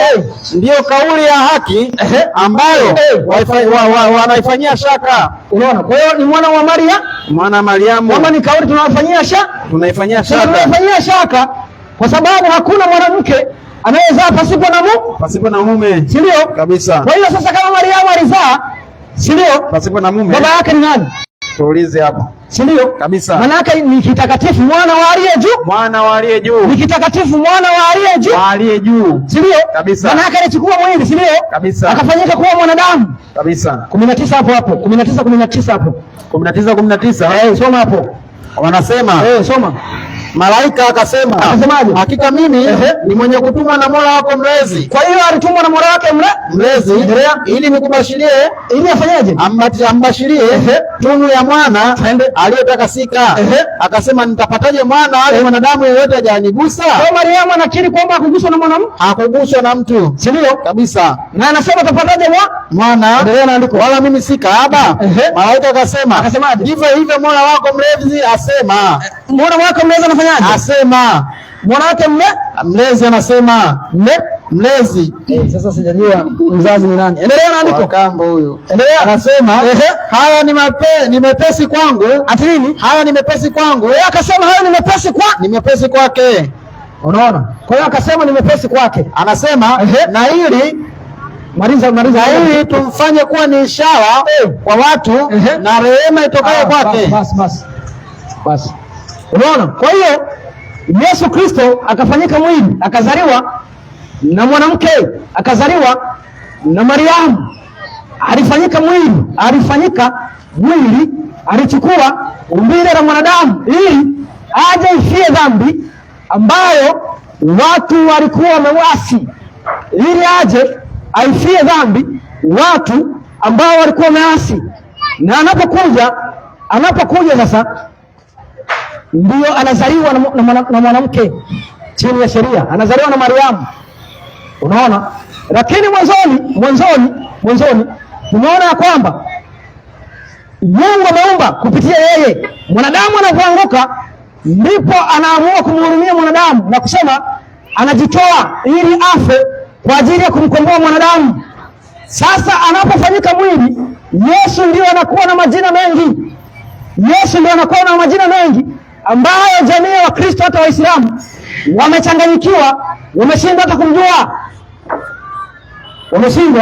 hata kumjua. Na ndio maana inabidi tufundishe, si ndio? Kabisa. Inabidi tufundishe. Maana wanasema ni mtu. Sasa msemaji, niko tufanye operation kubwa sana. Haya, tuanze anza Mathayo. Kitabu cha Mathayo 1:1. Mathayo 1:1 nasema, unasemaje? Kitabu cha wokovu wa Yesu Kristo, mwana wa Daudi, mwana wa Ibrahimu. Ati nini? Mwana wa Daudi, mwana wa Ibrahimu. Sasa Maandiko yanasema mwana wa Ibrahimu, mwana wa Daudi. Na tumeona kwamba Yesu Kristo amefanyika mwili na ni mwana wa Mungu. Si ndio? Mwana wa aliye juu. Mwana wa aliye juu. Si ndio? Kabisa. Lakini kwa nini anaitwa mwana wa Daudi? Si ndio? Kwa nini anaitwa mwana wa Ibrahimu? Tuchunguze. Ni kwa sababu amefanyika mwili, akazaliwa katika ukoo wa Daudi, katika ukoo wazungu wanaita dynasty. Katika ule mlolongo wa koo amefanyika mwili katika ukoo wa Daudi. Sasa Yesu hata yeye aliuliza kuhusu habari za Daudi 22:41 Mathayo 22:41 Mathayo. Yesu anauliza kuhusu habari, yeye anamwitaje? Wengine wanasema ni mwana wa Daudi. Tuone anasemaje. 22:45 Mathayo. Na Mafarisayo walipokusanyika, Yesu akawauliza akasemaje? Mwaonaje katika habari za Kristo? Mwaonaje katika habari za Kristo? Kwa Mafarisayo. Ndio. Waliulizwa baada ya kusanyika, mwaonaje habari za Kristo? Ndio. Soma. Ni mwana wa nani? Yesu akauliza ni mwana wa nani? Wa nani? Wakamwambiaje? Ni wa Daudi. Kwa hata Mafarisayo mpaka leo wanasema Yesu ni mwana wa Daudi. Ni mwana wa Daudi. Hata Mafarisayo leo wanasema ni mwana wa Daudi. Ni mwana wa Daudi. Na wanasema ni mwana wa Ibrahimu. Mwana wa Ibrahimu. Muuliza andiko. Akawauliza, imekuwaje basi Daudi katika roho kumwita Bwana? Kwa hiyo imekuwaje Daudi katika roho anamuita Yesu Bwana, anamuita Kristo Bwana? Wakati unasema kwamba ni mwana wa Daudi. Ni mwana wa Daudi. Endelea. Kimbia. Kama asemavyo, Bwana alimwambia Bwana wangu, uketi mkono wangu wa kuume. Kwa hiyo kama asemavyo, Bwana alimwambia Bwana wake, uketi mkono wangu wa kuume, hata niwekapo adui zako kwa chini ya miguu yako. Unaona? Kwa hiyo akamwambia Bwana wangu, inaendelea kusema Daudi aliona hii? Alimuona, alimwita. Si ndio? Kabisa. Daudi akamwita. Sasa alimwita wapi? Nisaidie Zaburi 110. Inaenda inasema, basi Daudi akimwita Bwana imekuwaje ni mwanae? Unaona? Nisaidie Zaburi 110 mstari wa kwanza, anza hapo. 111 Zaburi inasemaje? Neno la Bwana kwa Bwana wangu. Neno la Bwana kwa nani? Kwa Bwana wangu. Neno la nani? Neno la Bwana kwa nini? Kwa Bwana wangu. Neno la nani? La Bwana kwa nani? Kwa Bwana wangu. Unaona? Lazima uchanganyikiwe hapo. Lazima uvurugwe. Umeona kazi? Neno la Bwana kwenda kwa Bwana. Kwa hiyo Yesu Kristo katika roho, si ndio? Ndio. Daudi anamuita Bwana. Si ndio? Daudi akamuita Bwana. Lakini Mafarisayo wanasema ni mwana wa Daudi. Ni mwana wa Daudi. Maana Yesu Kristo alikuwepo kabla ya Daudi. Si ndio? Kabisa. Wakasema ni mwana wa Ibrahimu, si ndio? Kabisa. Lakini Yesu anafundisha amekuwepo kabla ya Ibrahimu. Kabla ya Ibrahimu ni kwako. Yohana 56, Yohana Injili. Yesu akajibu akamwambia, yeye Ibrahimu asije kwako, mimi niko. Soma fika msomaji. Inasemaje? Yesu akamwambia, amini nawaambia, yeye Ibrahimu asije kwako, mimi niko. Endelea. Inasema, basi wakakota mawe. 58. Anza 56. Msomaji anasema, Ibrahimu baba yenu alishangilia kwa vile atakavyoiona siku yangu. Unaona? Kwa watu walikuwa wanajua Yesu Kristo ni mdogo kuliko Ibrahimu. Ni mdogo kuliko Ibrahimu. Si ndio? Kabisa. Soma. Ibrahimu baba yenu alishangilia kwa vile atakavyoiona siku yangu, naye akaiona akafurahi. Basi Wayahudi wakamwambia, wewe wapataje bado miaka, hujapata bado miaka 50? Kumbe hata Wayahudi hawakuelewa. Endelea. Kwa hiyo Wayahudi hawataendelea kuelewa. Endelea. Wewe hujapata bado miaka 50 na wewe umemwona Ibrahimu? Yesu akamwambia, amini nawaambia, yeye Ibrahimu asija kwako. Yeye Ibrahimu asija kwako. Yeye Ibrahimu asija kwako, mimi niko. Unaona? Kwa hiyo Yesu Kristo anapouliza muonaje kwa habari za mwana wa Adamu, habari za Kristo, wanamwambia kwamba ni mwana wa Daudi. Lakini anamwambia Daudi yule anayesema ni mwana wake, anasema ni bwana wake. Si ndio? Kwa hiyo sasa unaposema Yesu Kristo ni mwana wa Daudi, ni kutokuelewa. Si ndio? Kabisa. Ni kutokuelewa. Kwa sababu Daudi mwenyewe anamuita Yesu Kristo Bwana. Anamuita mwanae ni Bwana. Si ndio? Kabisa. Sasa tuangalie mtu. Tuangalie ya pili, si mtu, si ndio? Wanasema ni mtu. 2:22 Matendo. 2:22 Matendo. Matendo ya Mitume 2:22 Matendo ya Mitume inasema. Anasemaje? Enyi waume wa Israeli, sikieni maneno haya. Yesu wa Nazareti, mtu aliyedhihirishwa kwenu na Mungu. Unaona? Kwa hiyo ukisoma andiko hilo wanasema Yesu ni mtu. Si ndio? Lakini tunaona kwamba alichukua hali ya kibinadamu. 2:5 rudi hapo. Wafilipi 2:5. Yaani na nia hiyo iliyokuwa pia ndani ya Kristo Yesu, ambaye mwanzo alikuwa yuna namna ya Mungu. Alikuwa na namna ya nani? Ana namna ya Mungu. Alikuwa na namna ya nani? Ana namna ya Mungu. Kwa sababu anafanana na nani? Na Mungu. Amezaliwa na nani? Na Mungu. Ambaye mwanzo alikuwa yuna namna ya Mungu, naye hakuona kule kuwa sawa na Mungu. Hakuona nini? Kule kuwa sawa na Mungu kuwa ni kitu cha kushikamana nacho, bali alijifanya kuwa hana utukufu. Alijifanya nini? Hana utukufu. Akatoa namna mtumwa. Akachukua namna nini? Ya mtumwa. Kimbia. Akawa na mfano mwanadamu. Akawa na nini? Akawa na mfano mwanadamu. Kwa anafanana na nani? Na mwanadamu. Kwa anafanana na nani? Na mtu. Kwa hiyo kimuita mtu ni sahihi? Ni sahihi. Kwa sababu anafanyika na mwanadamu? Haipofanyika mwanadamu. Lakini asili yake ni mwana wa Mungu. Ni mwana wa Mungu. Si ndio? Kabisa. Ukimuita mtu kwa sababu anafanyika mwanadamu ni sawa. Si ndio? Kabisa. Lakini mwana wa Mungu ni mwana wa Mungu. Unaona? Wengine wanasema ni mtu, ni mtume. Si wanasema ni mtu? Ni mtume. Yohana wa kwanza 4:14. Yohana wa kwanza 4:14. Ni kweli Yesu Kristo ni mtu? Ni mtume. Si ndio? Unakubali?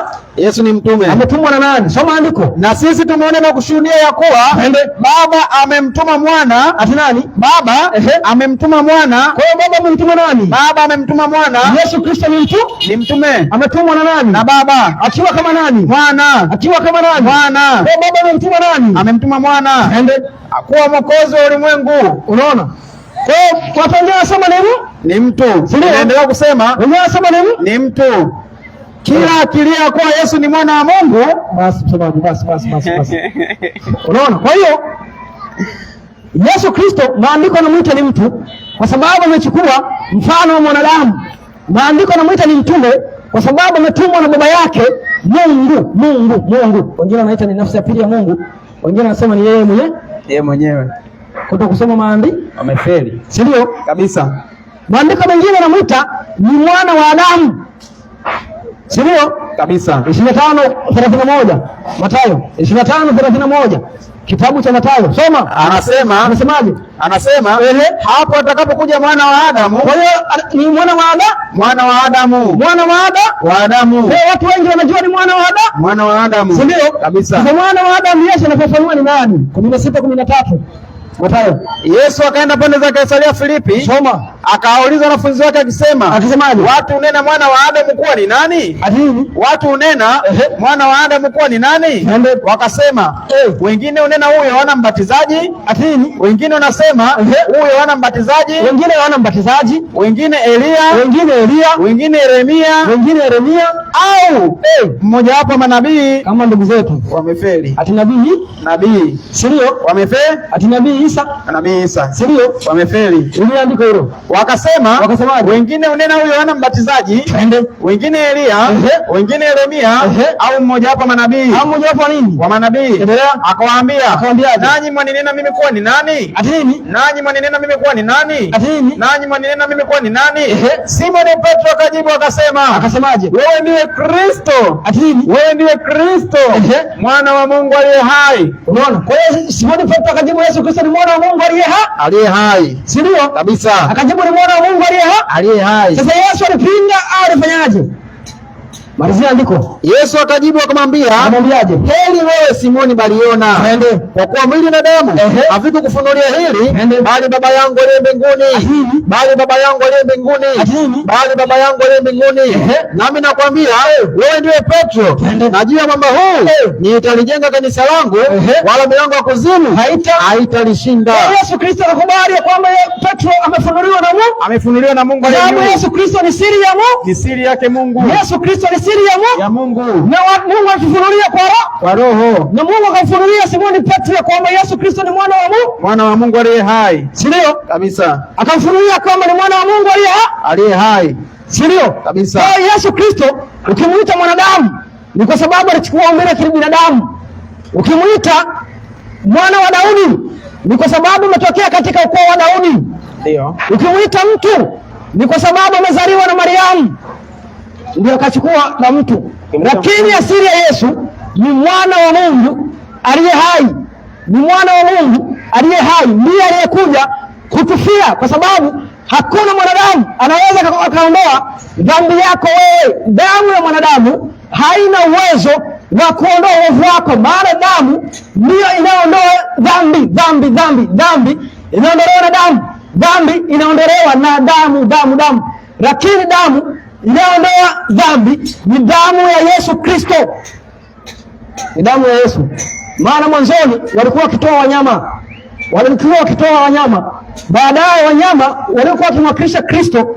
Kristo ndio anakuja na kufa kuwa kama kafara, maana walikuwa wakitoa kila siku. Ukitenda dhambi ilitakiwa utoe mnyama, na kila baada ya mwaka kulikuwa na sikukuu ya ondoleo la dhambi, kipindi cha kina Musa. Lakini baada ya hapo Yesu Kristo kaja, utaratibu wa kuchinja ukakoma kwa ajili ya kutoa kafara ili kusamehewa dhambi. Maana dhambi inaondolewa kupitia damu, na damu ni Yesu Kristo, na sharti kila mwanadamu amwamini Yesu ya kwamba Mungu alimtoa akafa ili aje aondoe uovu. Usipoamini hivyo, hata kama utatoa maelfu ya pesa, atunasaidia masikini, Mungu akikuona usoni anakuona tope, anaona takataka, kwa sababu hakuna damu inayosafisha uovu isipokuwa damu ya Yesu. Maana Adamu baada ya kuasi hakukuwa na kafara ya kuweza kusamehe uovu wake, kwa sababu hakuna mwanadamu anaweza kumkomboa mwanadamu wenzake, na sheria ya Mungu ni takatifu. Unapotenda dhambi kwa kuvunja sheria yake inatakiwa ufe. Ndio maana andiko nasema mshahara wa dhambi ni mauti. Ile damu yenye thamani yenye kuweza kuondoa uovu ni damu ya Yesu Kristo. Usipokuwa na Yesu, maana yake damu yake haikusafishi, yaani hata utende na matenda na dhambi zako hazitafutwa. Iko hivyo. Damu hazitafutwa, damu hazitaondolewa. Nisaidie Timotheo wa kwanza 1:15. Timotheo wa kwanza 1:15. Timotheo wa kwanza 1:15. Timotheo wa kwanza nasema, ni neno la kuaminiwa, tena lastahili kukubaliwa kabisa. Atini tena lastahili kukubaliwa kabisa. Ni neno la kuaminiwa, tena lastahili kukubaliwa kabisa, ya kwamba Kristo Yesu alikuja ulimwenguni awaokoe wenye dhambi. Wenye dhambi. Kwa kifo cha Yesu kilikuwa ni kuokoa wenye dhambi. Sio kabisa. Kifo cha Yesu kilikuwa ni kuokoa wenye dhambi, kwa sababu Mungu alimtoa ili afe. 3:16 Yohana Injili. Kwa maana jinsi hii Mungu aliupenda ulimwengu hata akamtoa mwanawe pekee. Akamtoa mwanawe pekee. Mungu alipenda nini? Ulimwengu. Akamtoa nani? Mwanawe pekee. Mungu alipenda nini? Ulimwengu. Akamtoa nani? Mwanawe pekee. Kwa sababu kwa sifa ya ulimwengu ungeangamia wote. Sasa Adamu kama angekufa, Adamu watu wangekuwepo? Asingekuwepo. Pengine kama angekuwepo, mchakato upya ungefanyika upya. Si ndio? Uumbaji mwingine. Sasa unafikiri kuumba ni mchezo? Mungu alituliza akili. Akili alikurupuka? Hapana. Si ndio? Kabisa. Kwa hiyo Yesu akajitoa kufa. Si ndio? Kabisa. Kwa Mungu akaupenda ulimwengu, akamtoa nani? Mwanawe pekee. Akamtoa nani? Mwanawe pekee. Ili kila mtu amwaminie asipotee, bali awe na uzima wa nini? Wa milele. Awe na nini? Uzima wa nini? Wa milele. Soma 36 hapo. Amwaminie mwana yule na uzima wa milele. Anayefanyaje? Anayemwamini mwana yule na uzima wa milele. Asiyemwamini mwana hataona uzima, bali ghadhabu ya Mungu inafanyaje? Inamkalia. Anayemwamini mwana na uzima wa milele. Anayemwamini mwana na uzima wa milele. Unaona, maandiko yanasema Mungu alipenda ulimwengu akamtoa mwanawe pekee. Lakini watu wanafundisha Mungu hana mwana kwa sababu amekosa mke. Ghadhabu ya Mungu inafanyaje? Inamkalia. Ghadhabu ya Mungu inafanyaje? Inamkalia. Ghadhabu ya Mungu inafanyaje? Inamkalia. chunga sana, usitishike na madhehebu na dini. Kaa chini usome, kaa chini usome, kwa sababu injili ya kusema kazi mpya ile, sio bodaboda tu. Injili ya kusema ati kwamba Mungu Yesu si mwana wa Mungu ilianzishwa na Ibilisi, shetani. Ndio ilianzisha hiyo. Sasa Mungu wa makini sana. Hebu nisaidie 4 Mathayo 4:3 Mathayo anasemaje? Mjaribu akamjia, soma mmoja tuone mjaribu ni nani. Kisha Yesu alipandishwa na Roho nyikani ili ajaribiwe na Ibilisi. Kwa hiyo mjaribu ni nani? Ibilisi. Endelea. Ibilisi akamjia, akamwambia, ukiwa ndiwe mwana wa Mungu. Ati nini? Ukiwa ndiwe mwana wa Mungu. Kwa hiyo akadai si mwana wa Mungu, sio mwana wa Mungu. Na kuanzia hapo akaanza kufundisha si mwana wa Mungu, sio mwana wa Mungu. Akapiga chenga, akaanza kufundisha ati Yesu ni nafsi ya pili ya Mungu. Uje utoe kwenye andiko Yesu ni nafsi ya pili ya Mungu, uondoke na 10,000 iko hapa. Ati Yesu ni nafsi ya pili ya Mungu. Uje utoe uondoke na Msimbazi. Kazi ya Ibilisi. Si ndio? Kabisa. Kwa Yesu Kristo ni mwana wa Mungu. Lazima muamini ili uokolewe. Si ndio? Kabisa. Lazima muamini ili uokolewe. Usipomwamini maana yake unamfanya Mungu kuwa muongo. Yohana wa kwanza 11. Yohana wa kwanza 5:10. Anasema anza moja. Soma. Anasemaje? Kila mtu aaminie kwamba Yesu ni Kristo amezaliwa na Mungu. Endelea. Na kila ampendaye mwenye kuzaa ampenda hata yeye aliyezaliwa na yeye. Unaona? Sasa soma 10 anasemaje? Yeye amwaminie mwana wa Mungu. Ati nini? Yeye amwaminie mwana wa Mungu, nafsi ya pili, mwana wa Mungu, Mungu mwenyewe, mwana wa Mungu, mtume, mwana wa Mungu, nabii, mwana wa Mungu, anao ushuhuda ndani yake. Anao nini? Ushuhuda ndani yake. Anao nini? Ushuhuda ndani yake. Asiyemwamini Mungu amemfanya kuwa muongo. Kwa hiyo anamfanya Mungu kuwa muongo, amemfanya Mungu kuwa muongo, kwa kuwa hakuamini wa ushuhuda ambao Mungu amemshuhudia mwanae. Kwa hiyo hakuamini ushuhuda ambao Mungu amemshuhudia mwanae. Na Mungu amemshuhudia mwanae wapi? 17:5 Mathayo. 17:5 Mathayo. Watu wamechanganywa wakaenda kusomea huko ati Yesu ni nafsi ya pili ya Mungu. Uje utoe andiko hilo uondoke na Msimbazi. Mafundisho ya mashetani. Soma andiko. Alipokuwa katika kusema na tazama, wingu jeupe likawatia uvuli. Na tazama, sauti katoka katika lile wingu ikisema, ikisemaje? Huyu ni mwanangu. Ati nani? Huyu ni mwanangu. Nafsi ya pili. Huyu ni mwanangu. Wewe mimi mwenyewe. Huyu ni mwanangu. Soma vizuri mtume. Huyu ni mwanangu. Nabii. Mwanangu. Mtume. Mwanangu. Mwanadamu. Mwanangu. Mtu. Mwanangu. Unaona kazi? Maana yake usiposhuhudia hivyo unamfanya Mungu kuwa muongo. Unamfanya Mungu alidanganya. Endelea. Huyu ni mwanangu mpendwa wangu ninayependeza naye, msikieni yeye. Kwa hiyo akasema tumsikilize yeye mwanae. Tumsikilize Yesu. Na tusitumsikilize. Tukamsikilize. 36 Yohana Injili. Inasemaje? Je, yeye ambaye Baba alimtakasa na kumtuma ulimwenguni, nyinyi mnamwambia unakufuru? Kwa nini? Kwa sababu alisema mimi ni nani? Mimi ni nani? Ni mwana wa Mungu. Unaona kazi? Kwa hiyo Yesu alisema yeye ni nani? Mwana wa Mungu. Watu wanamwekelea wanamwekelea ati ni nafsi ya pili ya Mungu au ni yeye Mungu mwenyewe? Ati mimi ni Mungu mwenyewe? Hakuna sema unasema. Unaona kibarua? Unaona kazi? Si ndio? Kabisa. Kwa Yesu Kristo ni mwana wa Mungu. Yesu Kristo ni mwana wa Mungu. Yesu Kristo ni mwana wa Mungu. Na hiyo ndio imani ya mitume. Yohana wa kwanza 5:4. Yohana wa kwanza 5:4. Kila kitu kilichozaliwa na Mungu, ukiwa uamini hiyo, ukiwa uamini hivi, wewe haupo kwenye imani ya mitume. Una imani yako ambayo imeanzishwa na pengine na Ibilisi. Soma andiko. Kila kitu kilichozaliwa na Mungu si pengine imeanzishwa na shetani. Soma andiko. Kila kitu kilichozaliwa na Mungu, ati nini? Kila kitu kilichozaliwa na Mungu huushinda ulimwengu. Huushinda nini? Ulimwengu. Na huko ndiko kushinda huushindako ulimwengu. Huko kushinda ndiko kushindako nini? Ulimwengu. Hiyo imani yetu. Mwenye kushinda ulimwengu ni nani? Ati nini? Mwenye kushinda ulimwengu ni nani? Isipokuwa ni yeye aminia kwamba Yesu ni nani? Yesu ni nani? Ni mwana wa Mungu. Kwa hiyo ushinde ulimwengu naamini Yesu ni nani? Mwana wa Mungu. Ili ushinde ulimwengu naamini Yesu ni nani? Mwana wa Mungu. Na tunapoongelea habari za ulimwengu Tunaongelea habari za dhambi kwa sababu shetani alitupwa, ana control, anaweka vishawishi, anaweka ridicule, anaweka tamaa kwa watu wa Mungu. Lazima muamini Yesu ni mwana wa Mungu.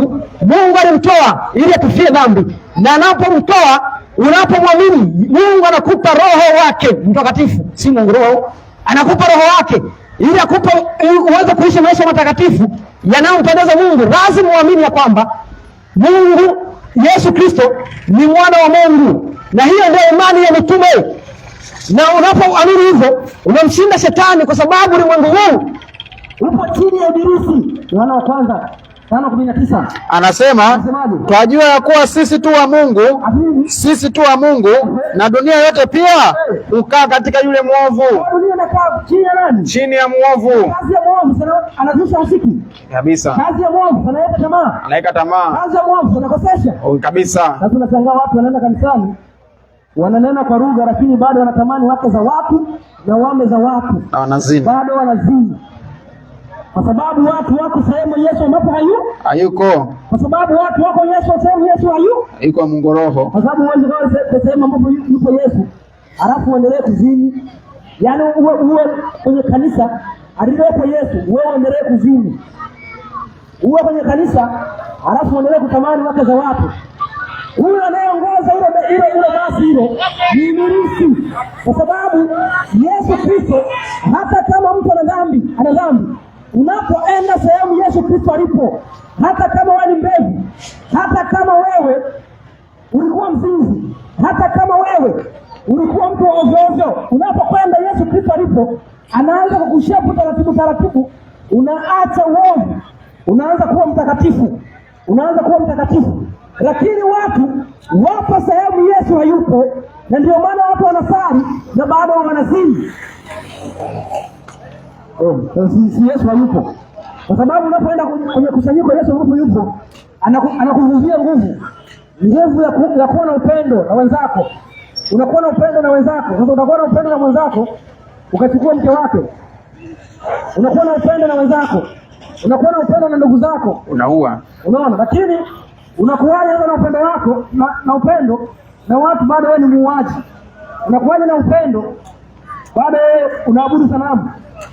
Sanamu itakuvuvia nguvu, na utakuwa wa ajabu, na unawafanya washerati. Utakuwa mzinzi na kuzini. Utaona ni kawaida, kazi yako tu ni kila Jumapili utakuna tubu, ati Mungu nisamehe, leo nimezini. Kumbe sanamu. Nimezini. Kesho nisamehe, yaani leo uzini. Umuombe msamaha Mungu akusamehe, kesho tena uzini. Muombe msamaha kusamehe, kesho tena uzini. Labda kama ni baba yako. Unaona? Kwa hiyo Yesu Kristo, Mungu ni baba. Unapoingia baba yako, mzazi anatazaa. Maana mzazi anatazaa hata kama kiiba, baada atakutetea tu. Huyu ni mwanangu, usipige huyu kibaka. Mtani wanaona kibaka, yeye anakutetea. Kwa usinipigie tu. Wakati wewe ni kibaka. Lakini sheria ya Mungu inasema inaua. Kabisa. Kwa hiyo ili uepuke, lazima uamini nani? Mwana wa Mungu. Uamini Yesu Kristo. Ili ufanyike kuwa mwana wa Mungu. Ndio. Kabisa. 1:12 Yohana 1:12. Kwa hiyo lazima uamini Yesu ili ufanyike kuwa mwana wa Mungu. Ili unapomwamini, unapokuwa mwana wa Mungu, unapewa Roho Mtakatifu akupe nguvu na uweza wa kuweza kushinda dhambi. Hakuna anayeshinda dhambi pasipokuwa na Roho wa Mungu. Pigeni karatasi kwenye nyumba za ibada, ati watakatifu. Hakuna mtakatifu ambaye hana Roho wa Mungu. Soma andiko. Bali wote waliompokea, aliwapa uwezo wa kufanyika watoto wa Mungu. Unaona? Kwa hiyo aliwapa uwezo wa kufanyika nini? Watoto wa Mungu ndio wale walioaminio jina lake. Jina lake. Kabisa. Na kuamini, unaamini kama maandiko yanavyonena. Si kama mchungaji anakufundisha, si kama Biblia unasoma 7:38. Acha uvivu. Soma andiko. Inasema, aniaminie mimi kama vile maandiko yalivyonena. Kwa hiyo anataka tumwamini kama vile nini? Maandiko yalivyonena. Anataka tumwamini kama vile nini? Maandiko yalivyonena. Si wachungaji. Kabisa. Mchungaji anaweza kaamua kupoteze na ukapotea.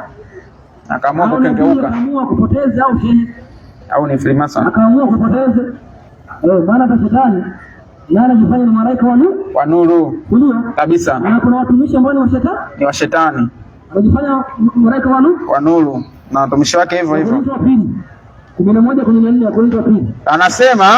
Anasema wala si ajabu, maana shetani mwenyewe hujigeuza awe mfano wa malaika wa nuru. Unaona, shetani anajifanya mfano wa malaika wa nuru. Na wakati alitupwa baada ya kuasi kabisa. Anajifanya malaika wa nuru. Anajifanya malaika wa nuru. Akaingia kwenye eneo yupo shetani. Akaanza kuambia tu hivi, ndio kabisa. Usiku ndio watu wanafundisha ati nafsi ya pili ya Mungu. Kusanyiko la Ibilisi.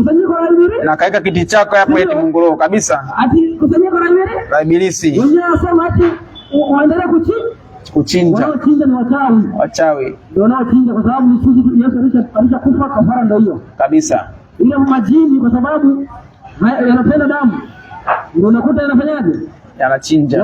Waganga wanapenda damu. Lazima watu majini, wachawi lazima wenye damu. Wanachinja. Lakini kafara yetu ni nani? Yesu Kristo. Ndio. Kabisa. Kwa lazima muamini Yesu ni mwana wa Mungu. Mungu alimtoa ili afanyaje? Afe.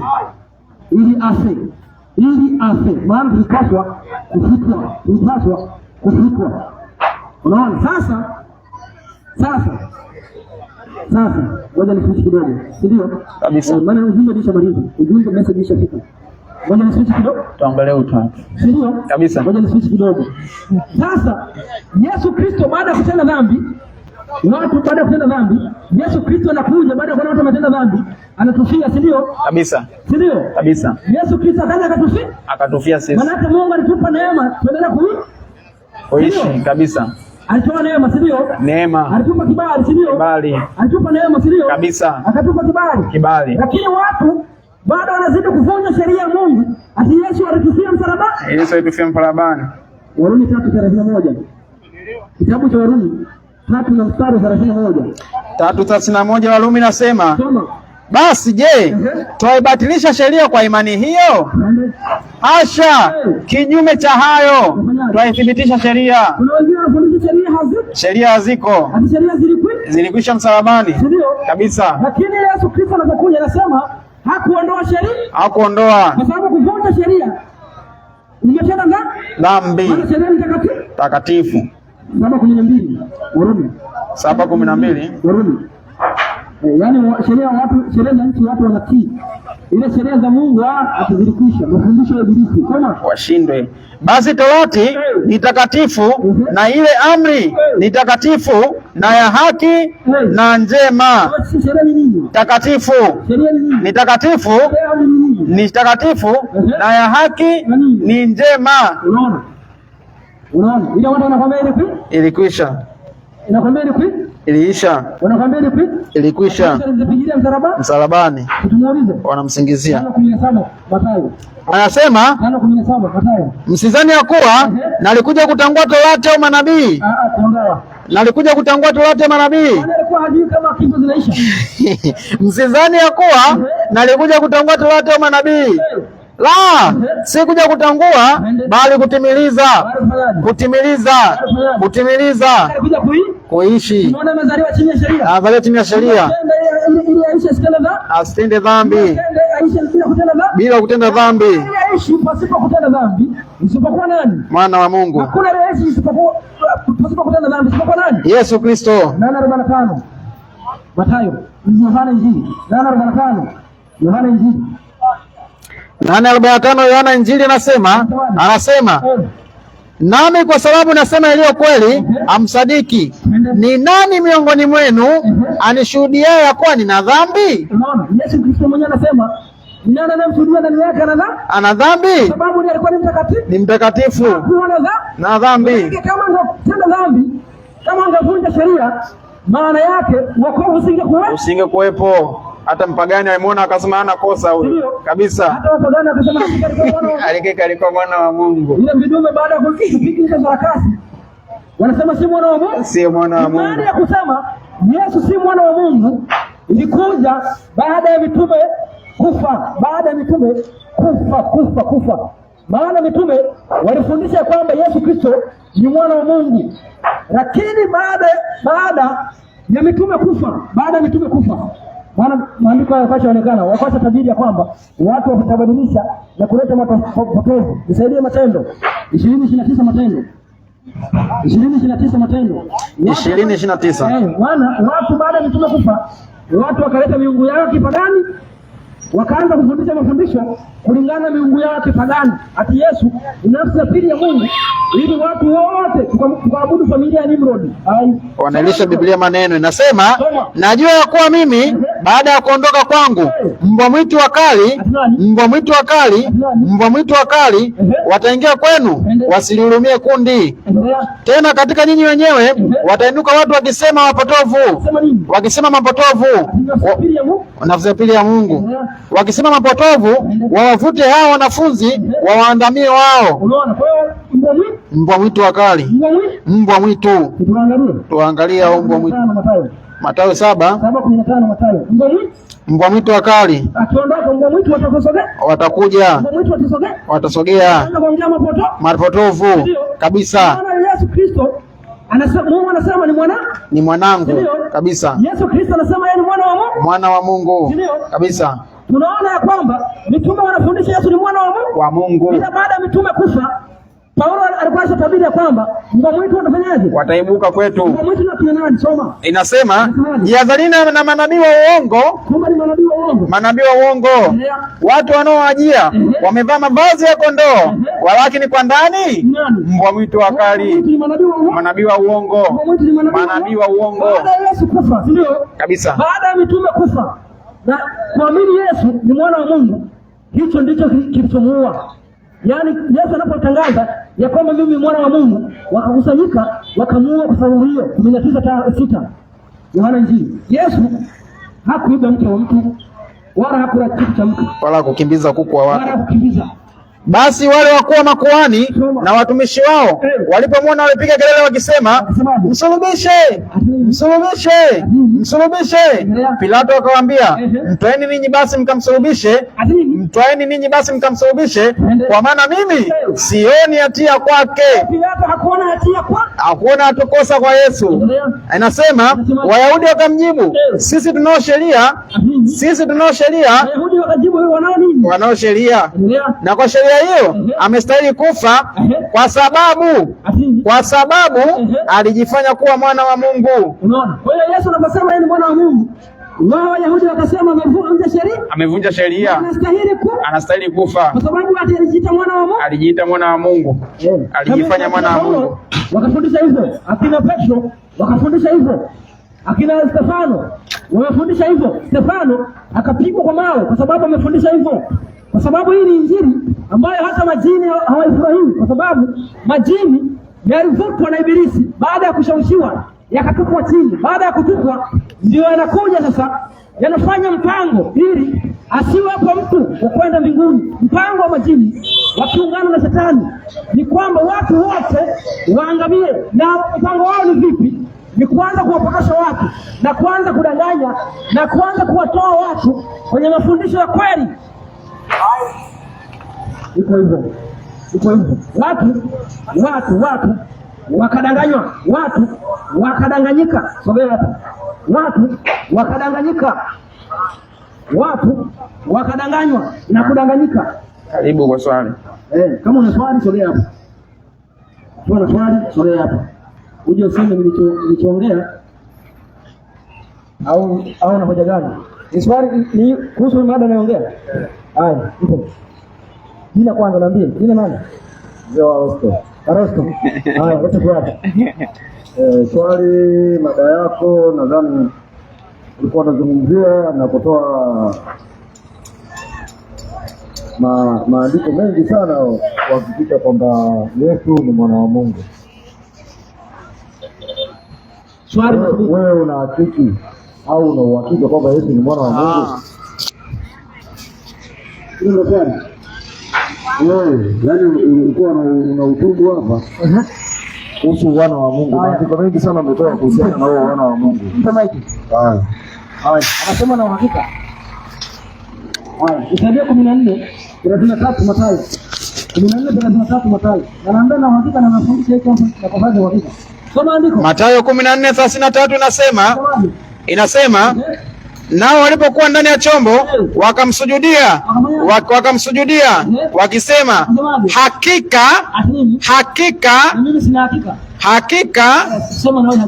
hakika wewe u mwana wa Mungu. Kwa hiyo ni hakika Yesu ni mwana wa Mungu. Swali lingine. Sika na hiyo.